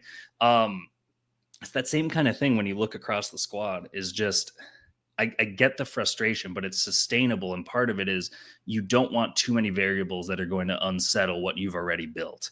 And they've built something that's really, really good. They've got an academy that they don't get the love that Dallas gets, which I think that's a bit dated, by the way, on the Dallas Academy front. They should. I kind of have been workshopping this agenda, but kind of, I feel like at this point, Seattle's youth development should be, whenever people talk about that, they always say Dallas and Philly as the gold standards. But here's the thing, I've said that too, but Seattle is in that discussion. What I like about Seattle's success right now is that when you look at, okay, why does everyone say Dallas? Well, Ricardo Pepi came through it. Okay, that's great. Wes McKennie played in it. Luxury players. That's really cool. MLS teams are not playing academy kids in luxury roles. Still, like, it is rare to see when Chicago is actually willing to put Brian Gutierrez in the hole as a number 10, rather than saying you have to play off to the left and do some kind of recirculating things as a secondary guy or an advanced midfielder, but you're still in like kind of a double pivot. So you better defend too, kid. You've got the best legs. Like, you've got the freshest legs of anyone on this team. I think when you look at it from like a perspective of Seattle's academy, there's like a clear, like, we are trying to get all around players who can play in the midfield, who can also, some of them will drop back. Some of them will be better off as a fullback because one foot is much stronger than the other and they have more athleticism, the technical ability. So perfect. Let me introduce you to Reed Baker Whiting or whatever. Right. And I think it's worked really well. I know I've mentioned him twice. I'm a big fan of Reed Baker-Whiting. I put him on my 22 under 22 ballot last year. I think as number 20 or 21. Like, I think that he is very much of the caliber, but I would like an academy that actually can get me a dependable starting fullback so that I don't have to go into the market, because MLS teams don't like spending on defenders. But how are you going to get a decent defender if you're not willing to? So you're making compromises and paying an $800,000 salary and maybe a $1 million transfer fee for a guy who's coming over from England or Greece or something. I'd rather have the academy kid. I think that's what's successful. It's more like RSL than Philly. Philly is another one that has a kind of similar top heavy, not as much depth necessarily. I know there's like Nathan Harriel, and there are a couple of other guys who have really come through in those sort of like supporting starting roles, if that makes sense. I'm talking fullbacks, a little bit like your second center back. Maybe you're just your box to box, non-technical midfielder, whatever the case may be. These guys who they're the less glamorous roles, but they're very important roles. Goalkeeper's another one of them. I like an academy that knows how to develop those players too. And I think that your ability to depend on your academy to bolster your depth and the quality of your team is better than if you're constantly waiting for the second coming of Alphonso Davies, Right. which is the alternative, which is I am so determined to have the sequel to the Davies transfer that I'm kind of ignoring the development of like the finer aspects of defending and off-ball work, whatever the case may be. So I like the academy a lot, but I think that also does play in then to the squad building, where I want to give those chances to those guys. I don't want to burn a U22 slot because I want a 5% increase on the caliber of my left back. I'm no Mark Kastner, but like I have been like an open Nuhu skeptic for quite some time. Right. And like, I don't think I want to spend a big transfer fee on that if I can produce a player in that role in the academy, because then you can save that slot for another midfielder if you have to replace Obed. And you can get someone of a similar profile.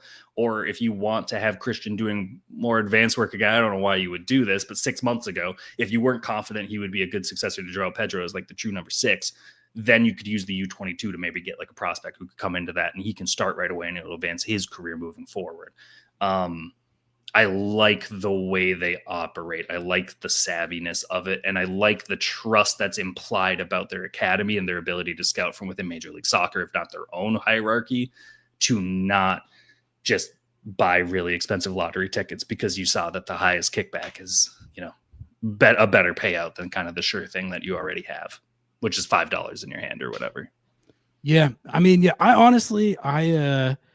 I understand where segments of the fan base are coming from with wanting the team to break the bank a little bit more.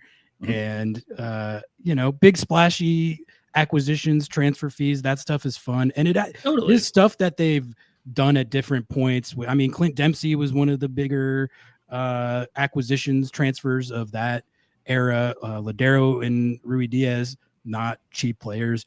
De La Vega is a $7 million player. So for me, like it does speak to the importance of infrastructure, like youth development. And also I think one thing Seattle benefits from is just a really strong culture that I think starts with Brian Schmetzer.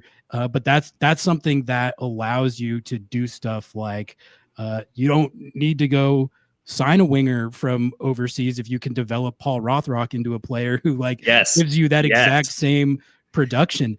And I'll tell you what, don't you love watching that guy succeed too? Yes. As much, if not more, it's better. You would like it's better because he's like a 21-year-old Seattle you hadn't guy. heard of who came from another league, didn't make it because came through an academy and didn't find a landing spot in Europe. So came over to try to lick his wounds. This is just it. It's just like there is talent in this country that I think a lot of teams overlook. And that's why you'll see these weird, $850,000 salary guys who are playing 400 minutes a year because they had one good season. They had one good highlight reel, and they just want to assume that's better than what they have in house. I think Seattle has done a very good job of trusting what they've got. It's one of their biggest strengths. I was excited. I got myself excited about the potential of No Ohio joining the team. But I don't even want a U22 number 9 at this point. Give me Osaz. Give me Osaz de Rosario. Absolutely.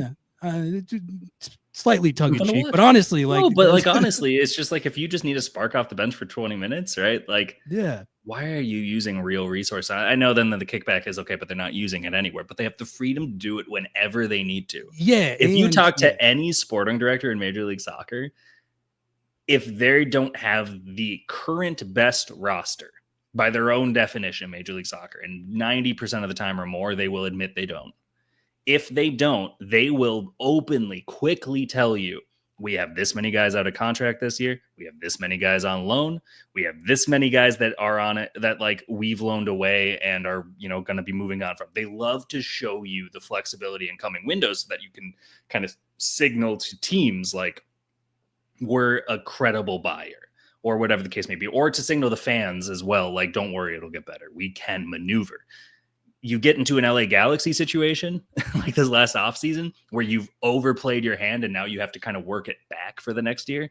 You're so much worse off. So like, I think it makes sense to have that sort of rainy day fund and that maneuverability with your squad rules because things change so quick in this league. And again, if you sell Obed and you don't have any of those resources available to you, who are you bringing in? You just got rid of Josh Atencio, not Danny Leyva, as you clarified for me, right? Like, who else are you bringing in? And Snyder Brunell. That's like the answer might be within, right? But like, if you lose him in the middle of a potential MLS Cup run, which they're in the midst of this year, it's misty in Seattle all the time. That's the cliche, but you don't want to gamble by saying we didn't have the resources to make up for it because we had Obed on a relative bargain because of the production he can do. We can't find what he can do at that price anymore. Zippia has a good question here, Jeff. Did you say I'm going to go get a water and you went and got a beer? I'm by, which means I got water and beer. Oh, okay. So there we go. Yeah. Kind of related to this topic. Do you have any takes on Craig Weibel, because that has been another red hot topic of discourse in recent days because of the fact that it looks like they're not going to use this U22 spot this window, and he's been a target of derision going back a couple years, and it dates back to the manner in which he got the role, kind of. Right, is it like the Gerald Ford scenario where it's like you were never elected for this office? You kind of maybe there was some of that. I don't remember that. Gerald Ford fans in the chat. Anyway. Gerald Ford reference. Didn't think that's why you turn into Lobbing Scorchers under the lights, folks. You never know. When the Gerald Ford reference is gonna pop up. But no, I don't think that was as much as like the start to his tenure. It kind of looked like there was some swinging and missing going on. You can start with Hebert, right? God, yeah. This is where you get into the like going with the trusted component can backfire. Like that's a great example. So like, Hebert was like he was supposed to be the Moose Will Bruin role, and that one did not work out. So that was like strike one, where people are like, "What was that, Craig Wives? What you got Hebert in here coming off an ACL, and he like." Scored one goal his entire time here, that was number one. Then you had a situation, I might be skipping over some stuff, but like you had a situation. The big ones were De La Vega's first year. They spent $7 million on him. He was brought in with all this hype and like kind of first player for Seattle to wear the number 10 since Ladero. There's weight of expectations that come with that. And last year was like a lost year for him, where he was injured the whole time.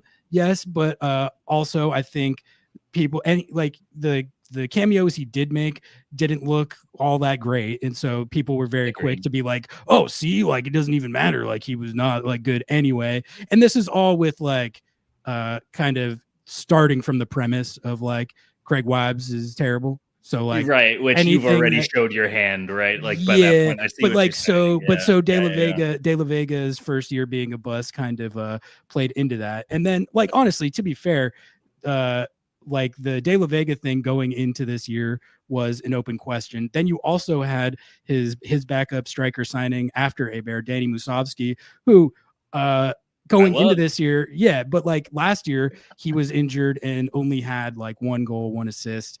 And so that honestly, Moose was getting talked about as already decided as a as a swing and a miss. I get it. I understand how like the Yeah, like and the then- discourses always work. Like it's fair. It's Right. fair enough. But then on top of that, you had this Jesus Ferreira trade, which on our show, you know, we are MLS sickos here Yes. and had watched a lot of Jesus Ferreira on FC Dallas. So for us, we saw the Ferreira trade and we were like, that is one of the best trades I could think of. Totally. Like that is, It's but- so funny. It's actually Yeah. so funny. I remember because I had Ferreira as a moves I like again, Yeah. right? The comments, minimal, whatever. See, Athletics MLS coverage. I know what it is, what the reputation is these days. I don't like the association I have with it. Total Soccer Show. I do it every week on Tuesdays to talk Major League Soccer. Every single week I cover Major League Soccer, I promise. The thing with Ferreira was the U.S. men's national team discourse supersedes the MLS discourse 10 times out of 10. Exactly. And so you will have, he was shit in Qatar, so I would never want him on my team. Okay, he didn't perform in 3 appearances in a World Cup when he should have never been the starting number 9 for the U.S., but he was the one Berhalter could trust to actually be healthy and on the field. Like, it's not his fault. He was still the young player of the year in Major League Soccer in a league that had players from other countries. It's not just that you were saying he was one of the best young Americans in MLS. He was one of the best young players in Major League Soccer. Yeah. Right. So like, why would you not, again, strip away the nationality and just think of him as a Brazilian? You're so excited for that. And you get the extra benefit of he scored. The thing with Obed, I kind of wondered if that was sort of like it almost was like trying too hard to be the, like, see how savvy this is. We went and got a guy who scored double-digit goals 2 years and a knee ago, and now we'll be the team that brings him back to glory, even though we've seen the tape of him post-knee injury, and it's like, wow, this guy can't cut it at this level, right? Like, it's almost like trying to get to, like, oh, you forgot to ask the training staff if this was a good idea, basically, right? And if, like, kinesiology, if you looked at his body before the injury and after, do you have the confidence he can get that extra step that seems to be missing because he looks comfortable with the body, with the changes that have been made with the surgery, these sorts of things? It's really important to do.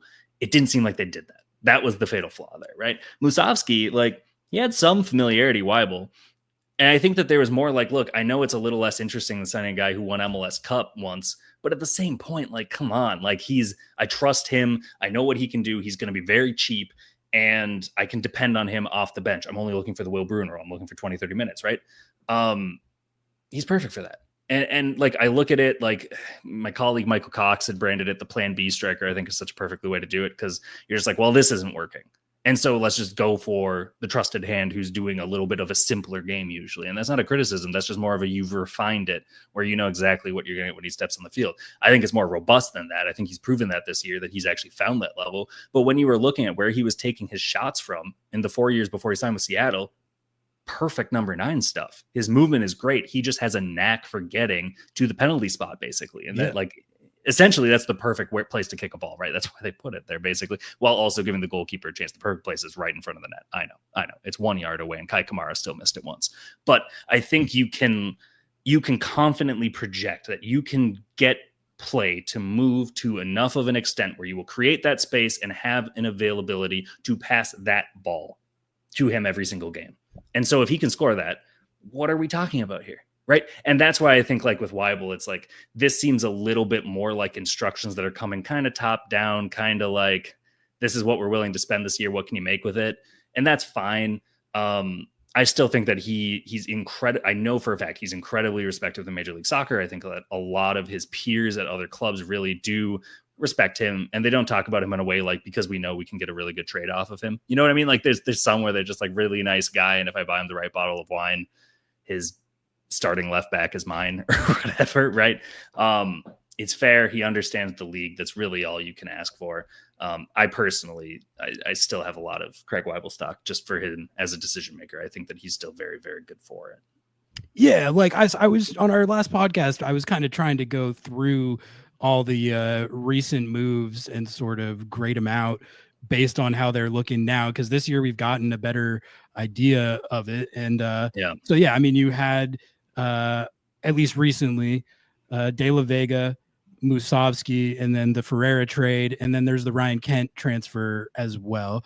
I think those are like the big ones that I'm sort of taking into account Yeah, sure. when I'm looking at it with the Ferreira trade specifically. I think there part of the negative reaction to it was, like you said, the USMNT association that people have with him, but that is meaningless. The USMNT has nothing to do with Nothing at your like how good you are at the club level. And if you're looking at purely how he has performed at the club level in MLS, he was a best 11 player at one point for FC Dallas. And also, like, anyone who's watched as much FC Dallas as you and I have over the last few years and Needs saw him play, therapy. like, which is a lot, more Yeah. than most and more than most people should. But like, I think anyone who did watch that amount of FC Dallas saw that trade and was like, that is a great move. That's a great move. Yes.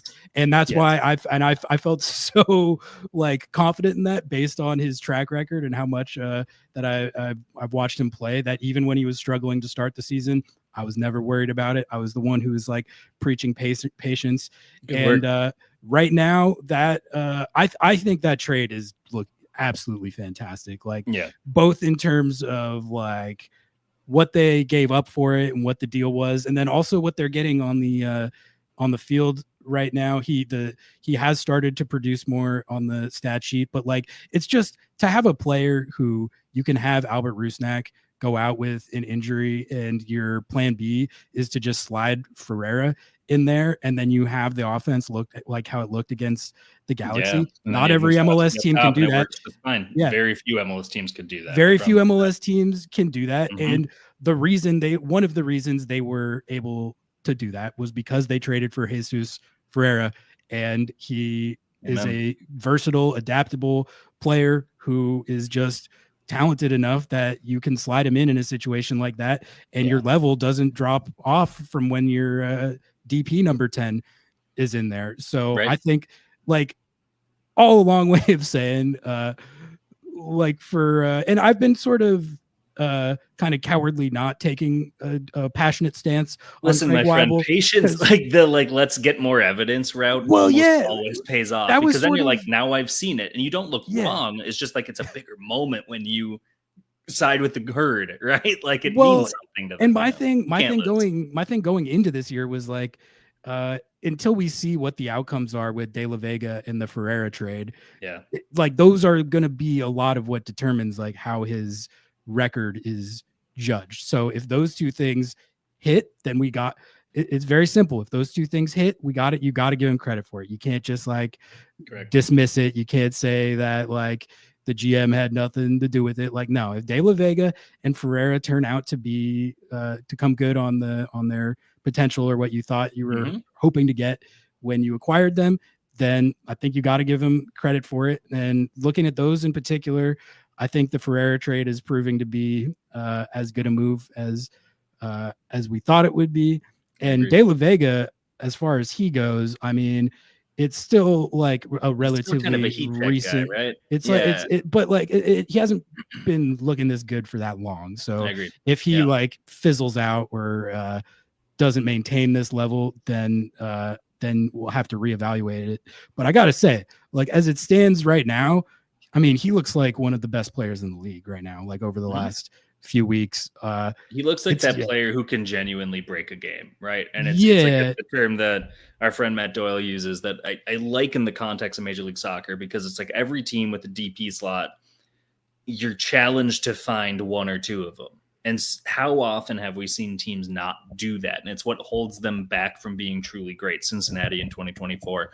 It's what like catapults them to being above the actual sum of their parts. LA Galaxy in 2024. Yeah.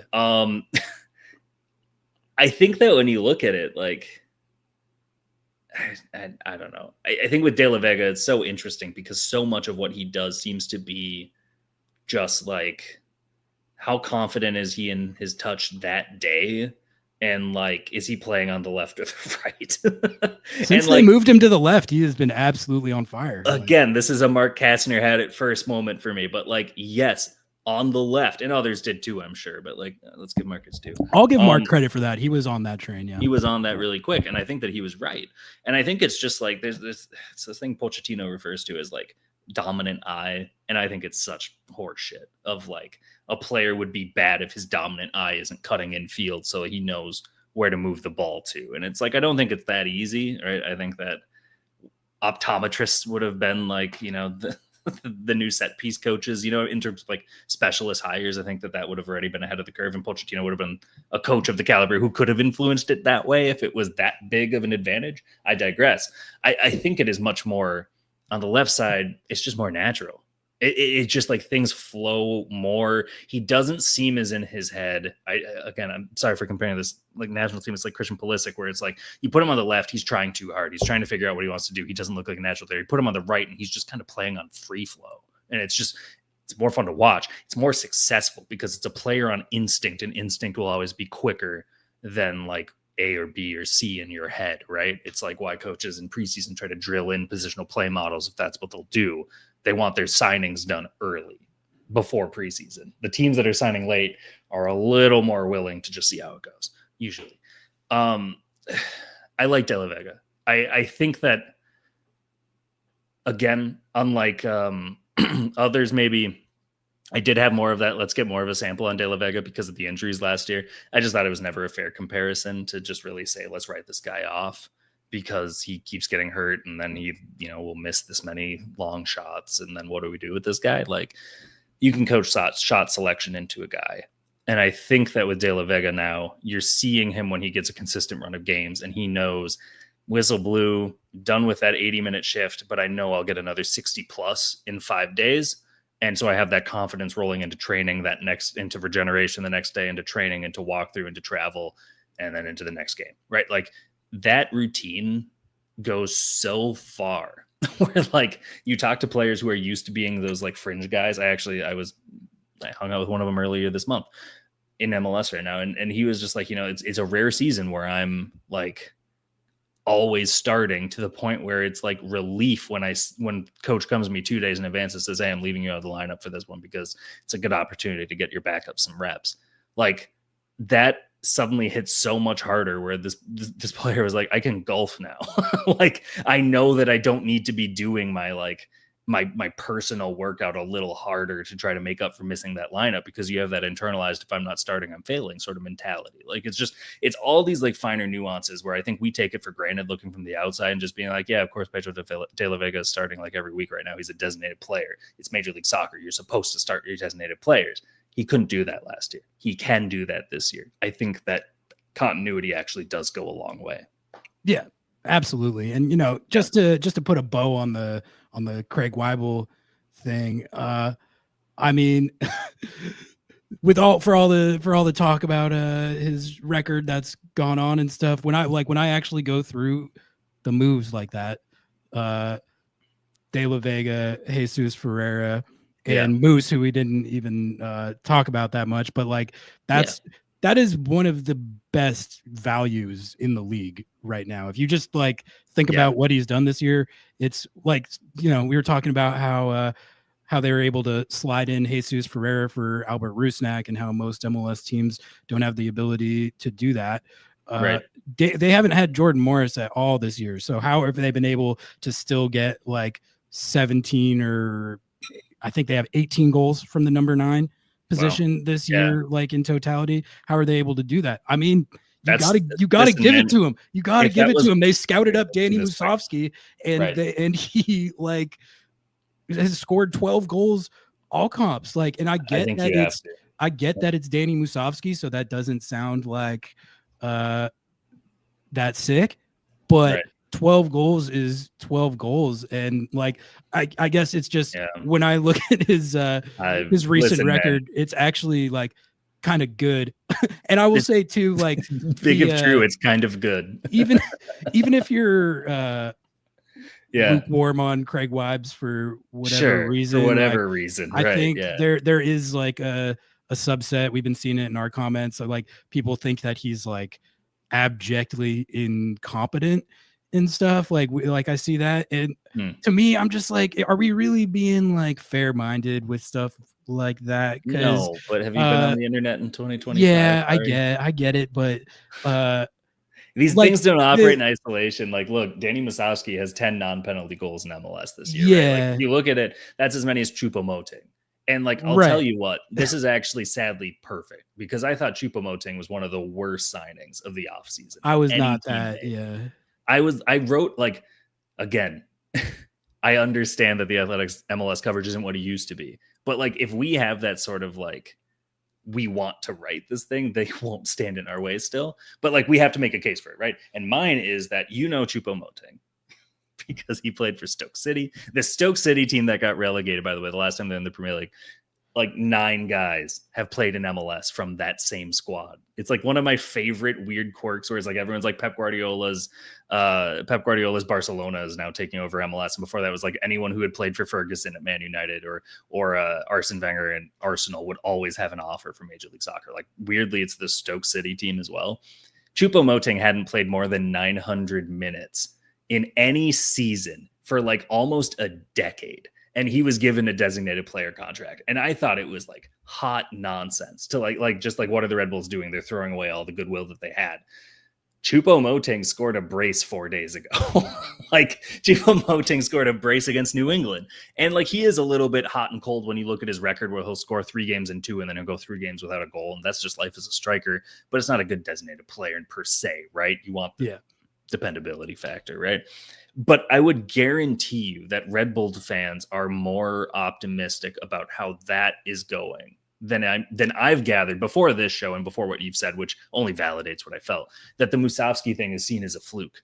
Like, goals are goals, man. Like, you don't want to be late to the Brian White party. You don't want to be late to the Chris Wondolowski party. Yeah. And I'm not necessarily like saying like this is the second coming of Wando, because like I don't know if we'll ever see one. I don't know if that record will ever be broken, Ari. I don't know who the player is who is spending their entire career and scoring as consistently. Like, you would need to genuinely have a guy where like he only started popping off at 25 or 26. So no other league in the world is going to value him as highly as MLS teams will value him, right? Like, because even if you sign Zlatan and he can score 25 a year, he's going to need to play like 8 years, right? And so like, huge digression. But to pull it back to like to scale, Musowski is one of the most successful genuine number 9s in MLS this year. He is scoring at a rate that much more famous number 9s, Olivier Giroud, Luis Suarez started the year in Major League Soccer. Neither of them comes close to his goal record.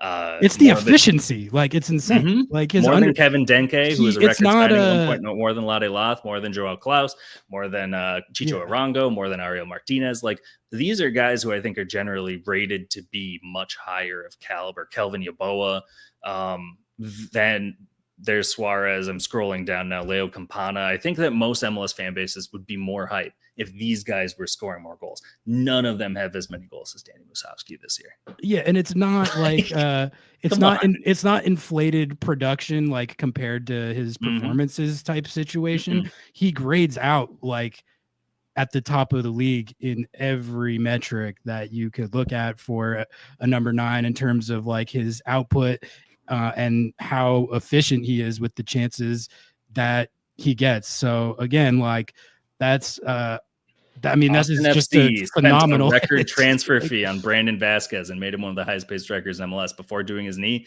4 goals. Yeah, like, it's just funny how these things work out. Like, yeah, what are we talking about here? If you transferred Latte, like didn't show the names and just showed the underlying numbers of Latte Loth and Moose, it's like it's just not even close. So I mean, it is what it is. I think like the idea that Craig Wabbs is like incompetent. I mean, maybe people have like different definitions of that word than I do, but my thing at this point with this discourse is like that it's just what you're saying has got to be backed up and reflected in the on-field results, like the record, the points per game, and like that's how I grade these things ultimately. At the end of the day, it's like how is the team performing on the field? Like if you're having abjectly like incompetent front office, you're not in the top 4 in the West and the best team out of 36 in Leagues Cup. Like the just what's happening on the field just does not line up with that. And so like if your analysis is just totally ignoring that, then Yes. I can't really Yeah. get behind it. But anyway, And that goes both ways, whether you're like the old Moneyball, the movie scout who's like, he's got like, ugly girlfriend, can't have confidence. None of his friends or one of his teammates showed up to his birthday party. Like, like that old school, I believe it when I see it sort of like way of viewing the game. Or if you're like, I know I incorporate a lot of data into my writing, right? But if I went like all in and I was like a data analyst who didn't watch games, it's worth as much, right? Because you are missing so much in the middle, to your point, where it's like, you need a bit of both. Like a player's tape could be off the charts. Like I think, Derek Etienne, this is a good example. He like led in a ton of, we had like a trial period in like 23 with like a startup company that was trying to track off ball movements and advancing into open space. It was really interesting, but it was so nebulous. It's like, we couldn't find an audience for it. I did a couple of trial pieces with it. If you just Google like, cause search on The Athletic is shit. Like if you just Google like The Athletic in quotes and then Jeff Rueter and then Julian Gressel, it'll pop up as one of them about him moving off the ball. Derek Etienne Jr. is like world class at off ball movement. And if you were to look at that, you would say with the day's game, you have like your dominant winger who's either inverted scoring goals or kind of facilitating and like setting up chances and whatever. And then the other guy needs to create space and be like, keep him honest kind of guy. You don't want two guys like that. Like when I was watching the Club World Cup, there was a stretch where I think it was Ferreira, Rusnak, and Ryan Kent were all starting in a wing. This might have been Botafogo. And it just didn't work because all of them kind of wanted to like facilitate and no one was opening. It was only when Paul Rothrock came in that the attack really started whirring. And that's when they started like out generating chances on Botafogo. And this was before the goal too, or like around the time of the goal too. And they still were having that sort of success, right? So like, to that point, you need that balance. Derek Etienne looks world-class if you look at certain numbers, and then certain MLS teams will say that they would never give him a single look because they've watched the tape. Yeah. I just got inspired on that one. I don't know, man. No, it's a good shout. I hadn't thought about Derek Etienne in a while, but I do remember when Atlanta United got him and everyone was like, wow, that's like a really savvy, and then it did not pan out that well. It was Atlanta, yeah. All right, Jeff, I got a couple more from chat for you here, and then we can start to wrap it up. Thank you so much for hopping on late night and spending all this time with us. I know I appreciate it, and our audience. Let's do one of these before or during the playoffs if you'll have. Yeah. Oh, absolutely. Awesome. Yeah. No, we'll get you back on again soon. All right, we got one from Zippy here. Thank you for the $2, Zippy. Appreciate you. He wants your opinion on Osaz de Rosario. Looks the real deal. And yeah, I mean, this has been a fun little subplot here, both because a young number 9 scoring goals is always exciting, but this one is cool because Dwayne Dero, one of the best MLS players ever, one of the best Canadians ever, one of the best Canadians ever. And so like when they acquired Osaz now, folks, that means something. When they got Osaz, everyone was like, oh, that's D-Rose kid. That's kind of interesting. I mean, but no one really knew his career path up to the point that he got here was not like super. He was not like a super highly regarded prospect, but he was dominant in MLS Next Pro for Tacoma Defiance and finally got to the first team this year, and everyone was still kind of like, okay, I mean, let's see what he's got, but a lot to prove. And he's got 3 goals in his last like 4 or 5 appearances or something. And they've been like big goals. Like he got what should have been the game winner at Atlanta, but wasn't because Alexei Miranchuk randomly decided to go God mode in stoppage time and tied it for once. But Osaz scored the go-ahead goal in that game. The one he just got in Leagues Cup was a really big goal. They were down 1-0 in the second half of a Leagues Cup game against Cholos, where if they lost that game, they would have been out of the tournament. And he brings it back, combines with Ryan Kent to get the equalizer in that game. He also was one of the many players who scored against Cruz Azul. But I think it's just like it's very intriguing. Well, first of all, I would have scored on Cruz Azul that day. Yeah. But like it's very intriguing because like I said, any young number 9 scoring goals, but also the D-Row connection. Mhm. For me, I'm like that. I legitimately think that like the genetics there like already give you a Totally. meaningful leg up. Like, Yeah. I mean, if you think about guys, Bronny like, wouldn't have, like, it's not just Yeah. hype. It's like Bronny does read a game real well. He just can't execute the same. Right. as his dad. But like, And if you fine, right? But like it helps. If you're watching that much tape, you will pick up something. at a yeah, minimum. well, and if you think about guys like Jesus Ferreira and like D-Row, David. who Yeah. like their dads are both Yeah. MLS legends, but it's like you at least, especially when you watch Ferreira play, like all the kind of like nuances and little things that he does as kind of a smaller guy who's not necessarily like a big physical Right. presence. Yeah. Like you can just tell that he grew up in the game, and David Ferreira imparted a lot of this stuff on him. With D-Row, you have a situation where he is like a really big physical presence, probably like more than Dwayne, I would say. Like, Yeah, I don't think Dwayne quite had that. Yeah, I agree. Yeah, like Osaz is like a big dude, and he, like the goal he scored against Atlanta, it's just like he's just bodying like he's just standing there and the defender can't do anything about it because he's just got that kind of presence, and he's just like smart, intelligent movement, clearly very good in the air, dunked on the guy in the Cholos game. So yeah, what have you thought of the rise of Osaz for Seattle, and do you think he can keep it up? He's fun. That's great. I love it. Leagues Cup means nothing to me if it isn't fun. Let me start with that. Like, I have been, if there are 100 Leagues Cup skeptics, I am among them. If there's only one, it's me. Like, I wrote columns about this when the Open Cup was going to be in jeopardy about it. That like the night of, I like this like weekend before Christmas, and it's exactly why they picked that Friday, because it was like no one's going to care on December 21st. And I was like up until 1 o'clock with my editor at the time, Alex Abness. We're like, nope, we're writing this column, and then like stuff trickled out afterwards and momentum. It was like really cool. And a lot of that is like the Leagues Cup just doesn't do it for me in the same way. And it just doesn't, like, I think that the only reason competitions outside of a league can sustain is if they're interesting. Osaz makes the Leagues Cup interesting to me, which is a success. Look, I just don't know. Like, sometimes you look and it's like, if he's 19, it's like, where have you been? It's kind of like the Diego Luna case. Like when he started really kind of banging in with El Paso Locomotive, it was just like, okay, you weren't part of the Quakes Academy. So you had to go the alternative route, which was Barca, Arizona or whatever. And then El Paso. And now you're in Real Salt Lake, right? That happens much more often. Alex Freeman, you're in an academy, your technique matched the growth spurt you had earlier in your life, and now here you are, right? Like we've seen those. Osaz is 24. Yeah, exactly. Yeah, that's why it's kind of so like it's a little different where it feels more like it feels like a super draft pick that's really kind of picking up in year 2 or 3, right?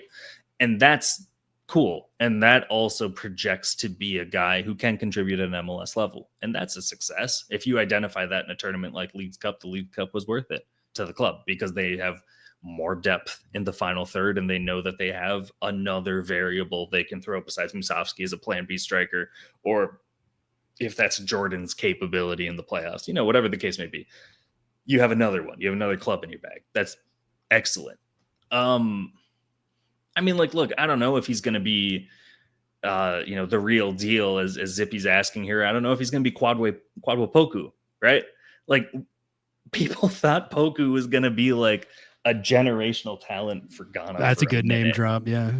Like where is he still? Where is he? Is he I think he retired. He was in the USL for a little bit here. Oh, okay. I made my 12 picks, by the way, in my fantasy draft. I did really well. This was probably this really focused me in chat, having the sideshow here.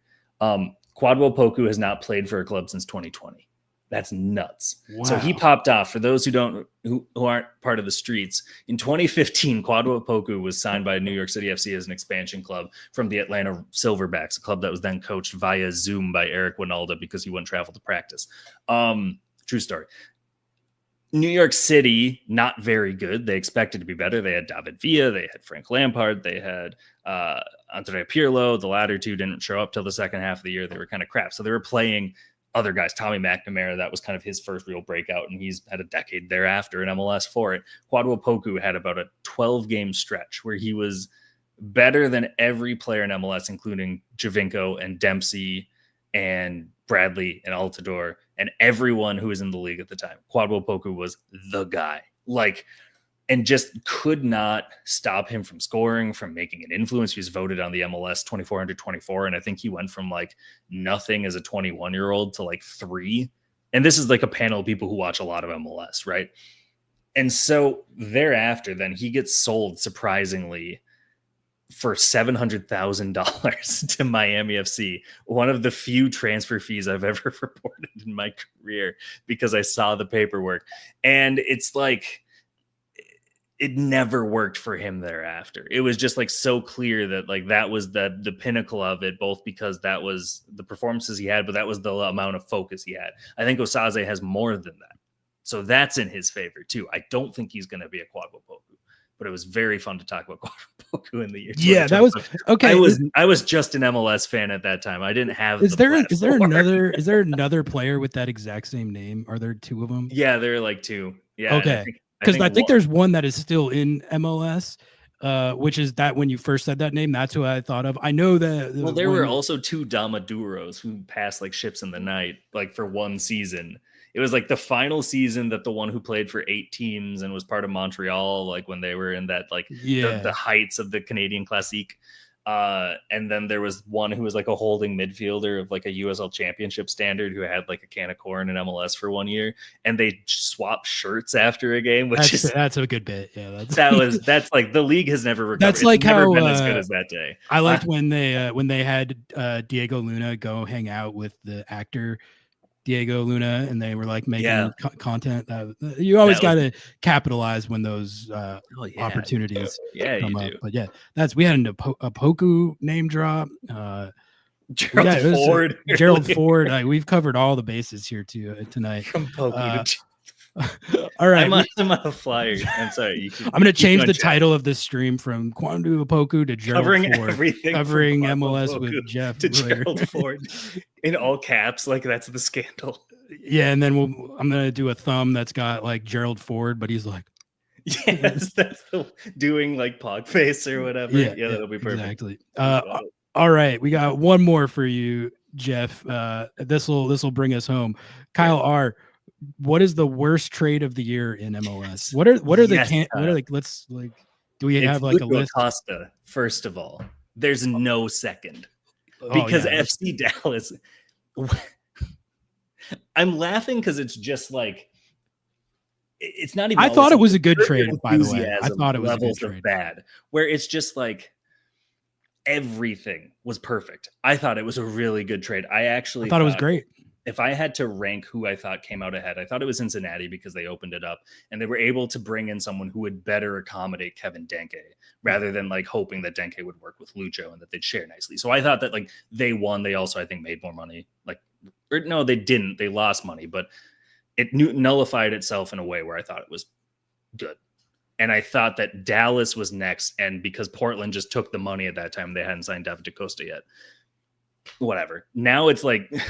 The Lucho thing shook up the fates of 3 different clubs. You don't get this very often in Major League Soccer, right? These teams don't interact with each other at an important enough level. You're trading like a starting midfielder for $800,000 of GAM. Like, I'm sorry, that's not going to change who's winning MLS Cup this year necessarily. It's in the margins, but it's not that like Luka Doncic just got traded to the Lakers moment. You know what I mean? Yeah. This is really close to that because you have like Cincy again.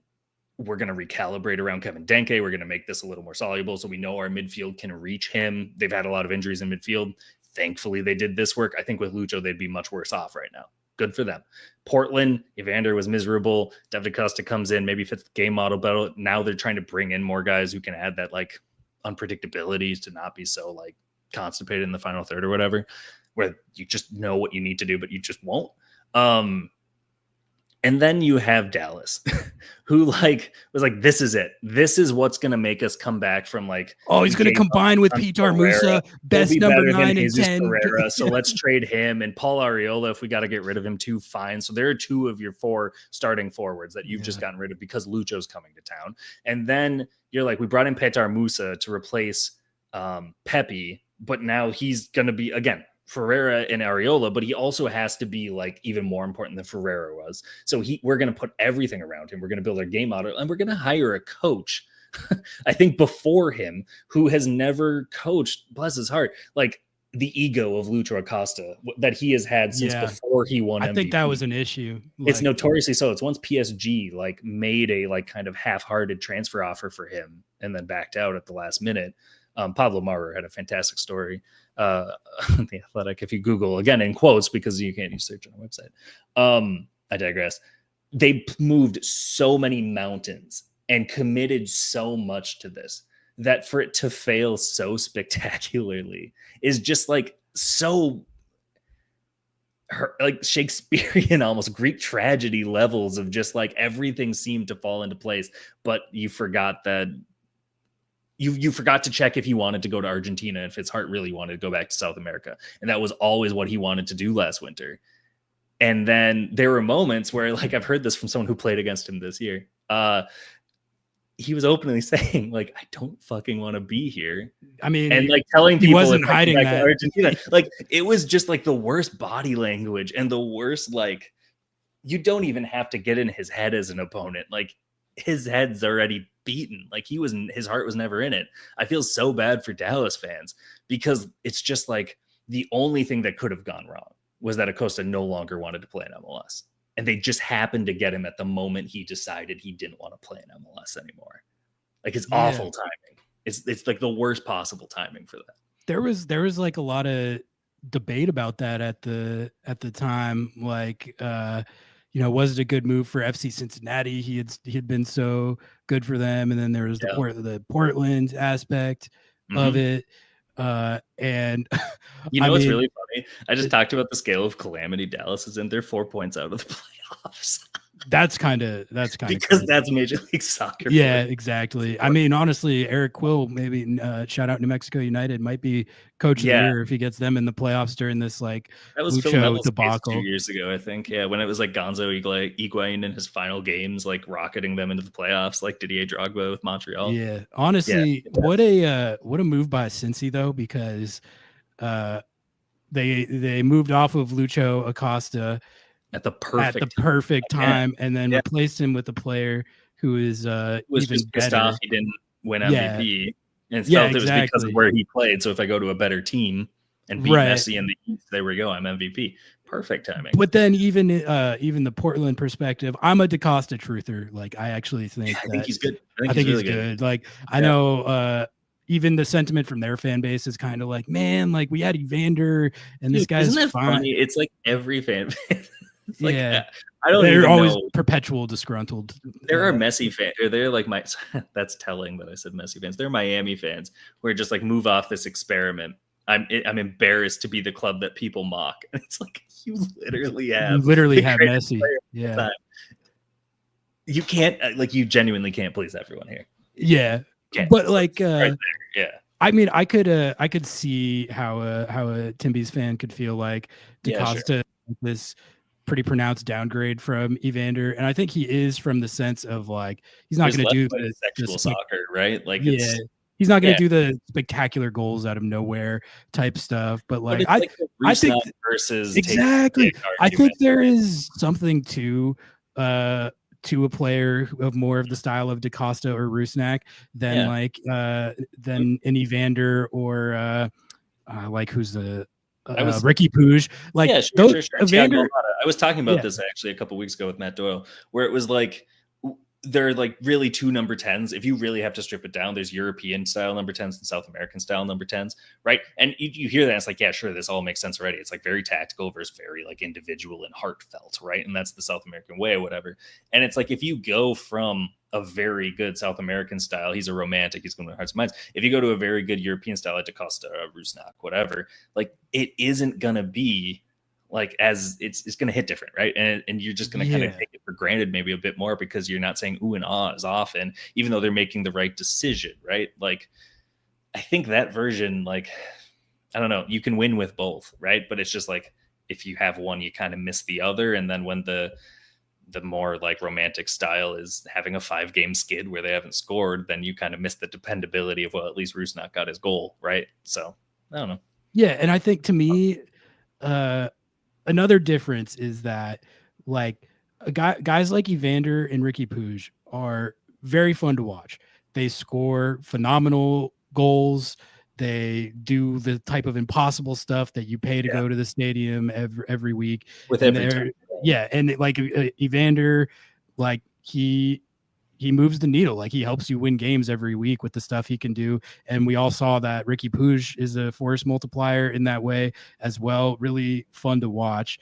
But there is a give and take where like Ricky Puig specifically, very fun to watch, very talented, does a lot of cool stuff, can be pretty reckless, can get dispossessed pretty easily.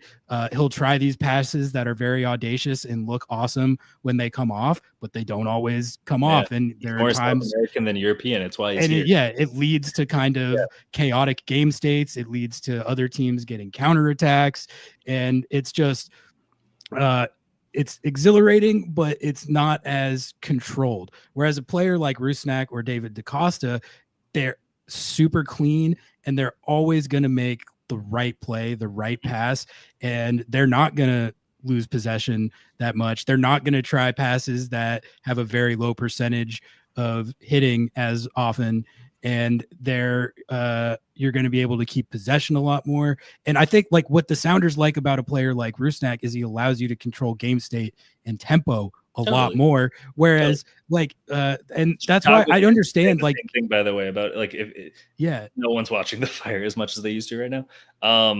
But like Philip Zinkernagel is another one of these guys who like Anders Dreyer kind of style, but like he's very much just that like kind of first touch survey, make the right decision every time, whether it comes off or not, whether it's like more on if his teammate makes the run or if the defense is prepared than him ever hitting that ball with the right speed and trajectory. Like it's beautiful to watch in its own way too, once you get used to the like familiarity and consistency with which they're able to execute.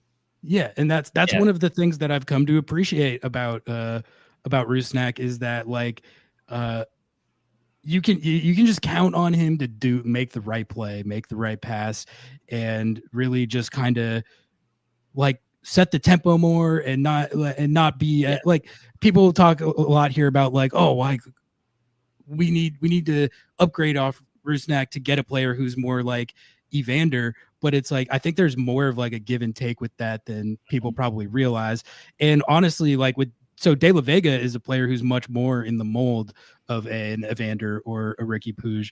And Schmetz has pointed out at different times that he doesn't necessarily like how far De La Vega pushes that in certain instances. Yeah, sure. Sometimes he'll like just be trying to do all this crazy dribbling and like passing it over guys stuff. And right. Yeah. Like they're kind of too prevailing tactical approaches that a lot of people take, which is like total football, which is like all 11 have to do something. And then there are some that are genuinely like 2 or 3 of you are panic stations defenders and a stay-at-home goalkeeper, and the rest of us are going to have some fun. And so you're sending 7 out there and keeping 3 for stability. And they can all work, but they all have their trade-offs. And it's like Seattle's a team that's really well built for everyone to play a part in it. It's working really well. It's very Columbus Crew under Wilfred Nancy sort of stuff. And especially actually CF Montreal under Wilfred Nancy, where they have like fewer of those like Diego Rossi types. If you have one, you envy the other again. And it's like, maybe that's it. But if you have too much of the wrong side of it in it, you can maybe have more of the dependable types and 110. But if you have like, or one of the, I don't even know how to say this anymore. It's like, you almost sort of use like a basic acidic sort of scale here, because it's like, you can throw it out of balance and you can make it so even if you're trying to throw in more of that kind of like unpredictability, if you have too much of it and other players who can't adapt, maybe that's what it is. It's adaptability versus the consistency of repetition of these sorts of decisions. I think that I can understand where if you have too many players who are trying to change the game as it's flowing, it gets a little harder to control it and have that confidence that your team is built for the result. If you don't have the defenders, like one of the biggest issues for Seattle right now is tracking back defensively. If they're caught on the counterattack, they can be more susceptible because they're kind of veteran, and also they don't have a lot of mobility with their youth. Their youth is much more about technical ability and their positioning, mental side. But I don't think they have the athleticism as much as other teams in MLS. The times I've watched Atlanta struggle, both in the Club World Cup and in MLS, are times where they're having to do that sort of like we advanced our line of confrontation too high up and now we're caught unaware and teams are beating us in transition, or short field sort of like we can simulate these sorts of things too. And so if that's the thing, you can't have guys taking too many risks in the attacking side because your defense isn't built for that. Your defense doesn't have the personnel to handle that. Right. So I think it's a bit of one and all the other. Like, as I hear that, sorry, again, full tangent, but it makes a lot of sense with what I've seen about the Seattle Sounders this year. I think I've watched already a much more dedicated lens to Seattle this year than any of the last, I'd say 4 or 5. Because there's more of this stuff that really fascinates me about them, where it's not like, I mean, maybe Peter Vermees's Kansas City is an example where like after 16, 17, a lot of people weren't watching them as closely because nothing changed. Right. It's a big league, man. We can't watch all 15 games every weekend. Right. And you just find these consistencies where it's like if Kansas City's falling down the table of relevance, I'm catching them less often because the matchups aren't as sexy. Right. Seattle's matchups look very sexy this year. And so just like, as I see it, like a lot of that is that consistency, and it's that the attack doesn't take risks the defense can't account for. And I think that that's 90% of the game of soccer is finding that balance. Yeah. What can you exert while still being able to absorb what comes next? Yeah, I think that's a good way of putting it. Zippy coming in with the $2 again. Thank you so much for the support tonight, Zippy. Yeah, appreciate you. He says again, thank you both for chilling with us tonight. Thank you all for chilling with us. Let's wrap it right there, Jeff. I mean, we just ripped for like 2 hours, so Sick. I think That's great. I think we provided our share of content. Thank you for tapping in and spending all this time with us. Course, much appreciated. Awesome. Always like to get your insight on, not just the Loons, but the whole league. And honestly, you don't need we don't even need to make it like you're the Loons guy. Like we'll find other. Yeah. It's been like 5 years since I've been the Loons guy. It's also like how it's like I still sometimes people will be like the USL is going for pro rel. It's like I haven't reported USL in 3 years. But right. like anytime, man. Like if it's MLS, if it's Seattle specific, if it's men's national team, women's national team, Holly. Appreciate you, man. Yeah, we'll get you back on soon enough. But thank you for hopping on for this one. Looking forward to this game this weekend, 3 versus 4. It's going to be some and it's like some good stuff. It's so quiet, but like because of the League's Cup, we've lost so much track of this. I'm trying to find a way to write this, but like it's a fun stretch run this year. Like both conferences, it's not settled who's going to finish 1-2. There's no clear runaway supporter shield. There's a golden boot race, and we're being forced the fucking League's Cup down our throats at the same time of it. And it kills me. This is the thing. It's the momentum halter that no league can afford. And it's at the worst time. And now they're integrating it into the stretch run of MLS. Like, come on. It's a worse scheduling gaffe than having the first and the second round of your playoffs split by an international break. This is even worse. I think all true, all good points. But with Seattle making a run, I think it's a great tournament. It's a very significant trophy. If they add it to the trophy case, then I think it really stakes their claim as the best team in CONCACAF. Sure. But if they don't make it out of the knockout rounds or they lose the final or something, then cynical money grab, pointless tournament, doesn't matter. Never cared about it because to begin with.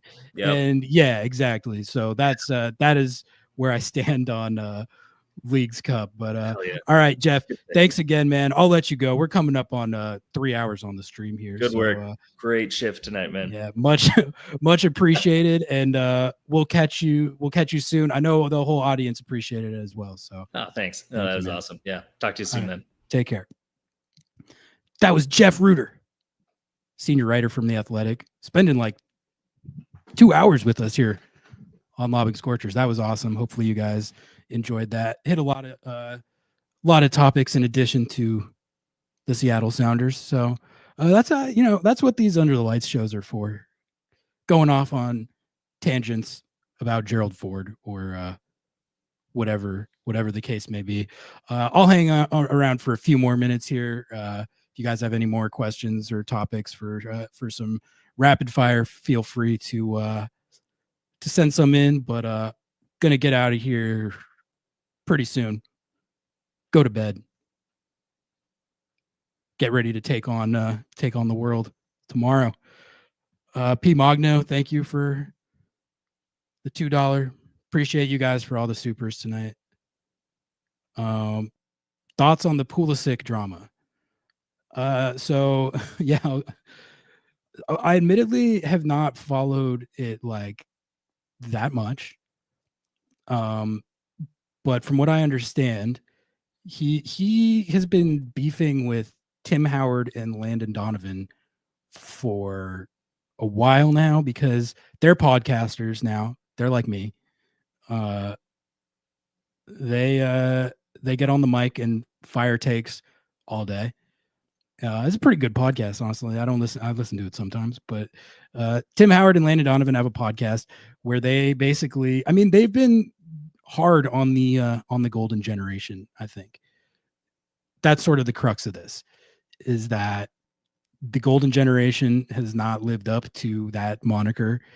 And there was a situation where Tim Howard and Landon Donovan essentially questioned Pulisic's buy-in and really like his dedication to the team and to the program. And Pulisic was very offended by that. It was because he didn't show up to the Gold Cup this summer and instead chose to like stay back in Europe. And a lot of people were kind of questioning his dedication based on that, but Tim Howard and Landon Donovan most prominently. So they were beefing over that. I think Pulisic's dad got involved. And then I think what Magno's talking about is didn't Pulisic put out like a documentary? He's a filmmaker now. Put out a documentary about himself. And what the headline I saw was that they called Landon Donovan and Tim Howard evil for questioning his dedication to the USMNT. So, I mean, I'll just give my take. I can give my take because, I mean, I don't think it's any secret that I'm not like the biggest fan of this USMNT player pool. They rub me the wrong way, man, on a few different levels. But I think in general, the issue with them is like, they're just kind of this aura of entitlement. That's the only way to put it. Entitlement. Think that they are God's gift to the game, God's gift to the USMNT. And it's unearned confidence. It's unearned like status that they've put on themselves. It is. They haven't won anything. If anything, they are less accomplished as it stands right now than the Tim Howard, Landon Donovan iterations of the USMNT. That is just where things are at with how they have performed on the field. And you know what? It was fair to question Christian Pulisic's dedication to the team for not showing up to the Gold Cup. He's got the World Cup coming up that this country is hosting, and that team is not ready for that at all. They're not. They looked a little better during the Gold Cup. But like, if they go out like how they have looked in the Pochettino era, and they play like that at the World Cup, like that's going to be bad. Like that's going to be embarrassing. Not just for them, but like for us as a country. Like they have a lot of reputations on the line beyond just their own. Okay. They got to go out there and compete with dignity next summer. And the fact that Pulisic didn't go to the Gold Cup, you can say it doesn't matter. You can say it's a CONCACAF tournament. It's the principle, man. Like You're the captain of the team. You're the face of the team. You don't even have to play. But there's no way that like you can tell me he shouldn't go to camp or whatever, integrate with the team, be the captain. You're the captain. Be a captain. So, like, you know what I would say to Pulisic and Tim Weah and all them that are feuding with the former USMNTers? Like, you know how you guys can solve this for yourselves? Play better. Win games. Actually live up to this golden generation moniker that you have just not lived up to. The team isn't good enough for you to act like you're above going to the Gold Cup. It's not. The product on the field and the results that they've taken are what have they won? What have they accomplished? Okay. So that's stuff that they should reflect on. All right. I mean, I can sit here and give my take on it, but the simple reality is that the perception of that team as entitled underachievers is A, self-inflicted, and B, not going anywhere until they like show that it should be thought of differently on the field. And until then, this golden generation whole player pool of these guys that are playing for these big clubs, but not really doing anything. Like until they just play better, it's not going to change, and it shouldn't change. They deserve it. Like they deserve that reputation. It is self-inflicted through how they act off the field, which is super like holier than thou and entitled. And how they've performed on the field, which is not good. Like, I don't know how else to say it. Like the results are just the results, and they're like laughable. I thought this summer was like, I thought the Gold Cup was a little better, but that was all like all the young and hungry guys like Diego Luna. Diego Luna looked like he cared about playing for the USMNT. That's the type of guy that I would want to be captain. Not a documentary filmmaker. What's he putting a documentary out about? I'm not going to watch it, but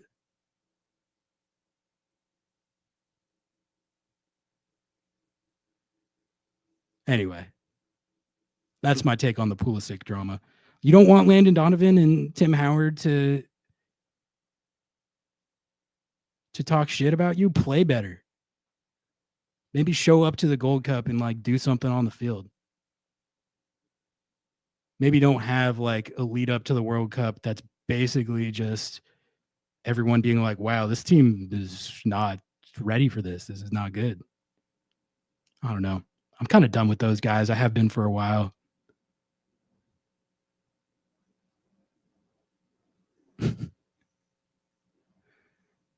The USMNT Golden Generation player pool are a bunch of guys who, like, if you ask them their take on like the COVID vaccine, they would be like, oh, I don't know about that. I don't know. Have you done your research? It's a bunch of those guys. A couple of them were at the U.S. Capitol.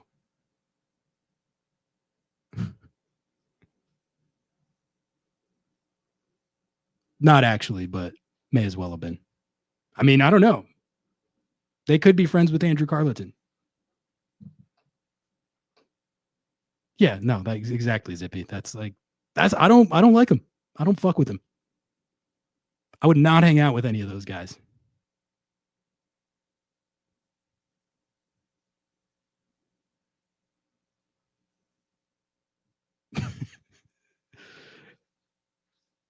They were at the Capitol in spirit. They did not agree. They were passionately not accepting of the results of what happened. And they were ready. They were ready to take a stand for change.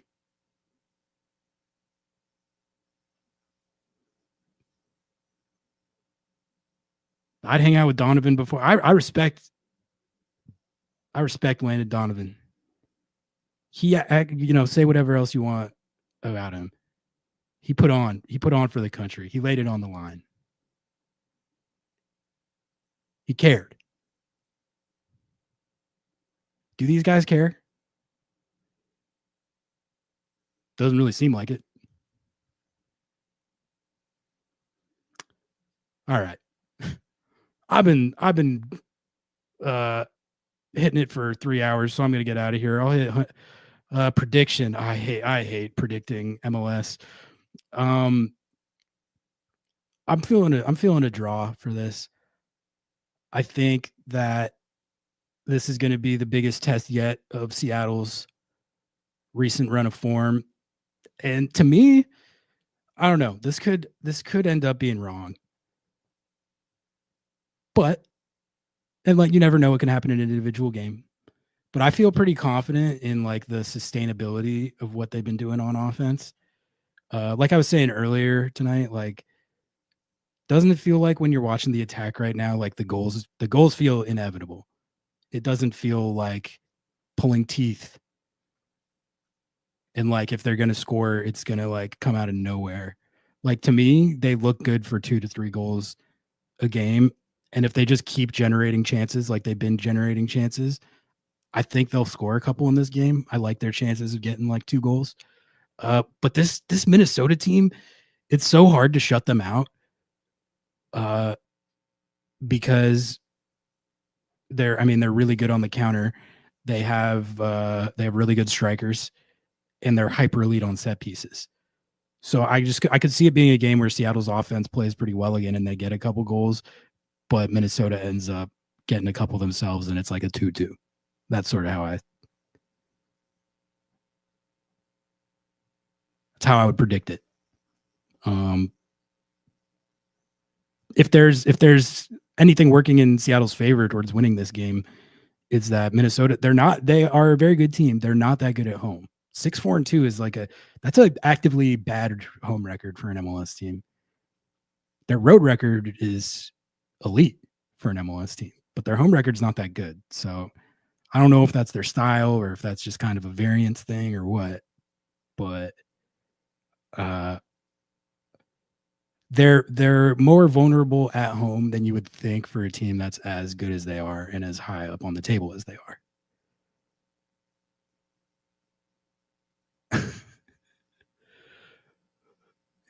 It is, it's a 3-hour stream, baby Sea Orca. Jeff Rueter and I riffed it for 2 hours. But yeah, it's always worth the watch. Always worth the watch. But that is going to do it for me. I went 3 hours on the last one too, or one of the last ones, but that was the last half I was watch-alonging the Galaxy game. This was just straight riffing. So I am going to call it on that though. Thank you guys as always for tuning in. Love and appreciate every single one of you. Some of you were here for the majority of these 3 hours. Thanks for hanging out. Shout out Jeff Rueter for hopping on again. Another great interview. If you haven't yet, check out the podcast that we put out on Tuesday, or no, was that yesterday? We put out a podcast. Go check it out if you haven't yet.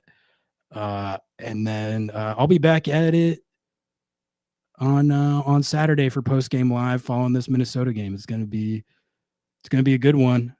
We're gonna be breaking down a matchup between 3 and 4 in the West, playoff positioning on the line, all that good stuff. And then it's Leagues Cup mode. Knockout rounds, baby. The grind doesn't stop. All right. Like the video. Rate 5 stars, rate reviews, sub to the channel. Sub to the channel. Road to 3K subscribers. I will catch you guys this weekend for post game night. Peace. Some people come to Lumen Field for the tactics, for the soccer, the atmosphere, and some come for Paul Rothrock's hair. Me personally, I come for both, because I have agendas to push. Live soccer isn't just better, it's way more personal. From making friends to becoming the guy in your section that's just constantly yelling about advanced statistics. Get tickets to any Sounders match by visiting lobbingscorchers.com/tickets. You support the pod, our agendas, the vibes, and the chaos.